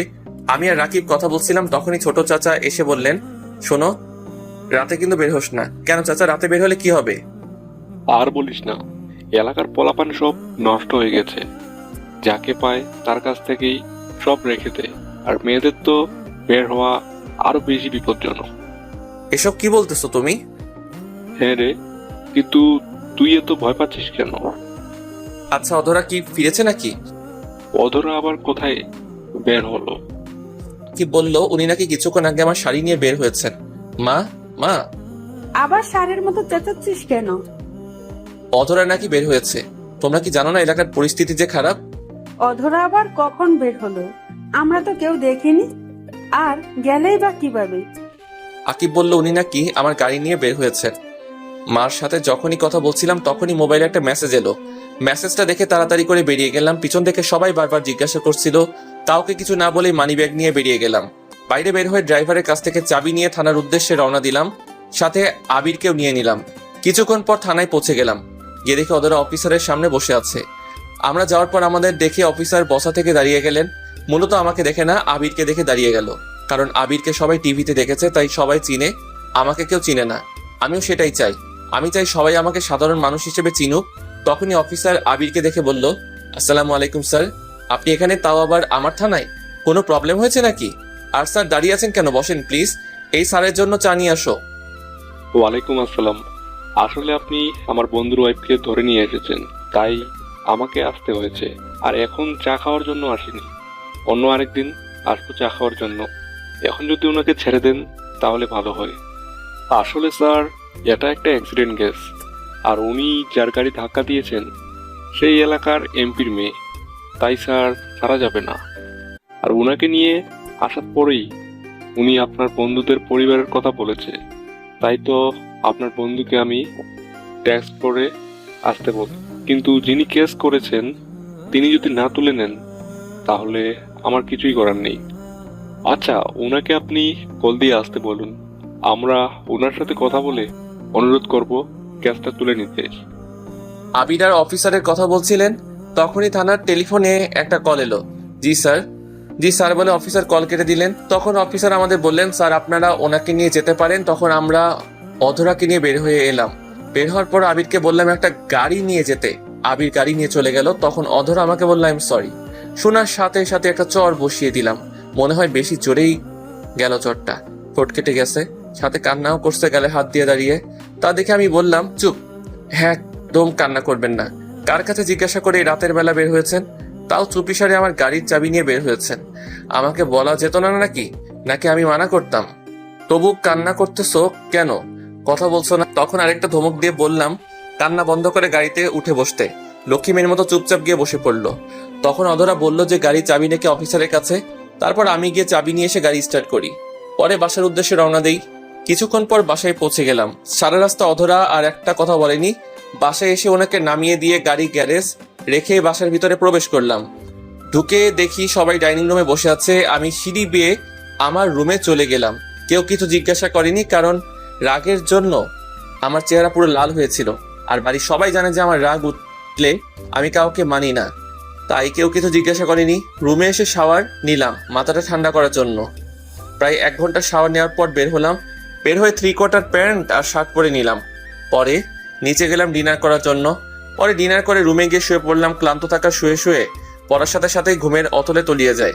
সকালে বুকের উপর ভারী বস্তুর ওজন অনুভব করি, সাথে শার্টও ভেজা ভেজা লাগছে। ঘড়ি করে ঘুম থেকে উঠে নাই, কারণ যদি কোনো ভূত হয় তাহলে তো আমি শেষ। ঘুম থেকে উঠে দেখি অধরা আমার বুকের উপর ঘুমিয়ে আছে, আর দেখে মনে হচ্ছে কান্না করতে করতে ঘুমিয়ে গেছে। আমি অধরার মাথাটা আমার বুক থেকে নামিয়ে বালিশে রেখে ফ্রেশ হতে চলে গেলাম। ফ্রেশ হয়ে শার্ট বদলে নিলাম। শার্ট দেখে মনে হচ্ছে চোখে যা পানি ছিল সবটাই আমার শার্টের উপর ফেলেছে। তারপর নিচে গেলাম নাস্তা করতে। সবাই আমার দিকে তাকিয়ে শুধু হাসছে, তাই আমি জিজ্ঞাসা করলাম, তোমরা এইভাবে হাসছো কেন? এমনি। তা তুই তো দেখছি বিয়ের আগেই বইয়ের সাথে থাকা শুরু করে দিয়েছিস। আর কত কিছু দেখতে হবে। 1 মিনিট, তোমরা জানলে কেমন করে? আর আমি তো বলিও নি যে অধরা রাতে আমার সাথেই ঘুমিয়েছো। আসলে ভাই হয়েছে কি, কালকে তুই নাকি ভাবিকে অনেক বকাঝকা করেছিস, আবার ভাবির উপর নাকি রেগেও ছিলিস। তাই খালামণিরা মিলে ভাবিকে তোর রুমে পাঠিয়েছিল তোর রাগ ভাঙাতে। কিন্তু সেখানে গিয়ে ভাবিও ঘুমিয়ে গেল, তাই খালামণিও এটা জিজ্ঞাসা করলো। ওহ, এই ব্যাপার? কিন্তু ফুপি তো জানতোই না। কি জানি না। ওই ডিম, তুই ভিতরে যা তো। আর কে দেখ, বড় ফুপি আর সেজ ফুপি এখনো আসছে না কেন? তুই ওর কথা বাদ দে তো, বল কি হয়েছে। এদিকে আসো, কানে মুখে বলছি। তখন ফুপিকে ডব দিয়ে বললাম, কাল রাতে বাসর হয়ে গেছে, এখন আর ওনাকে বিয়ে করে কি করব? ছি ছি, তোর এইসব করতে লজ্জা করলো না, তাও বিয়ের আগে। আমার রুমে পাঠানোর সময় এটা কি মনে ছিল না? আর তেমন কিছু হয়নি। আমি ঘুম থেকে উঠে দেখি উনি আমার বুকের উপর শুয়ে আছে। তাই আমিও তোমাদের একটু বানিয়ে বানিয়ে বললাম। কি বললি? কোথায় শুয়েছিল? কি হলো বলিস না কেন? এই রে, কি বলতে কি বলে ফেললাম। কই কি বললাম? মা, ও মা, খাবার দিবে নাকি? শোন, তোর জন্য আমাদের এখানে আগে আসতে হয়েছে, তাই তোদের বিয়ের কোনো শপিং করতে পারি না। তাই এখন খেয়ে তারপর অধরা আর তোর ভাইদের নিয়ে ঢাকায় গিয়ে শপিং করে আয়, সাথে আবিরদেরও নিয়ে যাস। আর আসার সময় অধরার মামা মামিকেও নিয়ে আসবি। আচ্ছা। পরে মা খাবার এনে দিল, আমিও খেয়ে নিলাম। তখনই আকিব এসে জানতে চাইলো যে তার ম্যাডাম কোথায়, মানে অধরা। আমি বলে দিলাম কোথায় আছে। তারপর আকিব চলে গেল। আমি সবাইকে ডেকে বললাম রেডি হয়ে নিতে। তারপর খেয়ে নিলাম। খাওয়া শেষ করে রুমে গেলাম, গিয়ে দেখি অধরা এখনো ঘুমিয়ে আছে। তাই তাকে আর জাগালাম না, আমি গিয়ে রেডি হয়ে নিলাম। নিচে গিয়া মাকে গিয়ে বললাম যে অধরা এখনো ঘুমাচ্ছে, তাই আমরাই যাচ্ছি। আর ও মনে হয় অনেক ক্লান্ত, তাই আর ওকে ডাক দিও না, উঠলে খাবার দিয়ে দিও। আমরা গেলাম। তারপর আমরা বের হয়ে গেলাম। কিছুক্ষণ পরে আমরা বসুন্ধরা শপিং মলে চলে গেলাম। তারপর সবাই যার যার মতো শপিং করতে চলে গেল। আমি আবির আর অরিন একদিকে গেলাম শপিং করার জন্য। কিছুক্ষণ পর অধরার মামা মামিও চলে এলো। তারপর তারা বিয়ের পিং করতে লাগলো। আমার জন্য একটা নীল পাঞ্জাবি নিলাম বিয়ের দিন পরার জন্য, আর অধরার জন্য একটা লেহেঙ্গা নিলাম নীল রঙের, সাথে ম্যাচিং করে নীল পাথর বসানো চুড়ি আর একটা নেকলেস নিলাম। বাকিগুলো স্বর্ণের নিলাম। তারপর সবাই মিলে রেস্টুরেন্টে গিয়ে দুপুরে খাবার খেয়ে নিলাম। তারপর সবাইকে দিয়ে কিনা জিনিসগুলো গাড়িতে উঠালাম আর তাদের বললাম গাড়িতে বসতে। পরে আমি আর আবির জুয়েলারি শপে এলাম। সেখান থেকে অধরার জন্য একটা ডায়মন্ডের আংটি কিনলাম। বিয়ের দিন রাতে এটা তাকে পরিয়ে দিব। তারপর সেটা আমার পকেটে নিয়ে বিল পে করে চলে এলাম। তারপর বাসার উদ্দেশ্যে রওনা দিলাম। বাসায় পৌঁছাতে পৌঁছাতে সন্ধ্যা হয়ে গেল। বাসায় আসার সময় আবার বাড়ির সব মেয়েদের জন্য ফুচকা নিয়ে এলাম, সাথে করে অধরার মামা মামিকেও নিয়ে পেলাম। তারপর সবাই মিলে ফুচকা খেলো। যে যত তাড়াতাড়ি পারছে তত তাড়াতাড়ি খাচ্ছে। বুঝি না মেয়েরা ফুচকাতে কি এমন মধু পায় যে এভাবে ঝাঁপিয়ে পড়ে ফুচকা দেখলে। তার উপর সবাই মিলে বিয়ের পোশাক দেখতে লাগলো। সব শেষে মা জিজ্ঞাসা করলো যে কিছু বাকি আছে কিনা। আমি বললাম 2 লাখ টাকার শপিং করেছি। এরপরেও যদি বলো কিছু বাকি থাকে তাহলে পুরো শপিং মলটাই নিয়ে আসতে হবে। তারপর সবাই একসাথে রাতের খাবার খেয়ে যে যার মতো করে ঘুমাতে চলে গেল। এইভাবেই কোনো দিক দিয়ে যে 7 দিন কেটে গেল বুঝতেই পারিনি। আজকে আমাদের গায়ে হলুদ, আর গায়ে হলুদ বাড়িতেই হবে দুজনের একসাথে, আর বিয়েটা হবে কমিউনিটি সেন্টারে। দেখতে দেখতে সন্ধ্যা হয়ে গেল। আমাকে গায়ে হলুদ দেওয়ার জন্য রেডি করলো। একটা হলুদ পাঞ্জা আর সাদা পায়জামা পরিয়ে স্টেজে নিয়ে যাওয়া হলো। আমাকে আর অধরাকে পাশাপাশি বসানো হয়েছে। অধরাকে যে পরিমাণে সুন্দর লাগছে তা বলে বোঝানো যাবে না। হলুদ শাড়ির সাথে হালকা মেকআপ, চোখে কালো কাজল। আপনারা দেখলে আপনারাও প্রেমে পড়ে যাবেন, তাই আর বেশি বলবো না, কারণ যদি আপনারা আমার বউয়ের দিকে নজর লাগান। তারপর একে একে সবাই এসে হলুদ লাগিয়ে দিল। হলুদের অনুষ্ঠান শেষ করে ঘরে গিয়ে দিলাম এক ঘুম। সকালে মায়ের ডাকে ঘুম ভাঙে। তারপর ফ্রেশ হয়ে নাস্তা করতে গেল, গিয়ে বিয়ে বাড়ির স্পেশাল খিচুড়ি খেয়ে আবার রুমে চলে এলাম। 12টার সময় মা বললো গোসল করে রেডি হয়ে নিতে, তাই আমিও গিয়ে গোসল করে নিলাম। ওয়াশরুম থেকে বের হয়ে দেখি হারামির দলে সব কয়টা আমার রুমে বসে আছে। সবার সাথে কুশল বিনিময় করে নিলাম। তারপর বন্ধুরা আমাকে রেডি করে দিল। তারপর 1টার দিকে দই চিরা খেয়ে কমিউনিটি সেন্টারের উদ্দেশ্যে রওনা দিলাম। 10 মিনিটের মধ্যে পৌঁছে গেলাম। আমাকে নিয়ে স্টেজে বসানো হলো, সাথে বন্ধুরাও গেল। সাথে সাথে ক্যামেরাম্যান এলো ছবি তুলতে। ভাইরে ভাই, ছবি উঠাতে উঠাতে ক্যামেরাম্যান মনে হয় ক্লান্ত হয় নাই, কিন্তু আমি ক্লান্ত হয়ে গেলাম। কিছুক্ষণ পর কাজী এসে বিয়ের সব কাজ সম্পূর্ণ করে দিলেন। সন্ধ্যার দিকে কেউ বউ নিয়ে বাসায় নিয়ে এলাম। বাসায় এসেও অনেক নিয়ম পালন করে চলে গেলাম। সবাই নতুন বউ নিয়ে ব্যস্ত। আমিও রুমে গিয়ে ফ্রেশ হয়ে নিলাম। তারপর বন্ধুরা আসলো, তাদের সাথে ছাদে চলে গেলাম। 12টার সময় আপু আর মা গিয়ে আমাকে নিয়ে এলো, সাথে সাথে দুলাভাইও ছিল। রুমের সামনে গিয়েও ঝামেলায় পড়লাম। ওদের নাকি 1000 টাকা না দিলে ভিতরে যেতে দিবে না। তখন আবির বলল যে তাদের টাকা দিয়ে দিব। তারপর আবির চাবি নিয়ে দরজা খুলে দিল। আমি ভিতরে যাওয়ার সাথে সাথেই বাইরে থেকে দরজা বন্ধ করে দিল। আমি রুমে ঢোকার সাথে সাথেই অধরা এসে আমাকে নাম করলো। তখন আমি অধরাকে সেই আংটিটা পরিয়ে দিয়ে প্রপোজ করলাম। বেচারির লজ্জায় আমার বুকে মুখ লুকালো। তারপর রুমের লাইট অফ করে দিল। আপনারাও ভালো থাকবেন, সুস্থ থাকবেন। আজকের মতো বিদায় নিচ্ছি। ধন্যবাদ।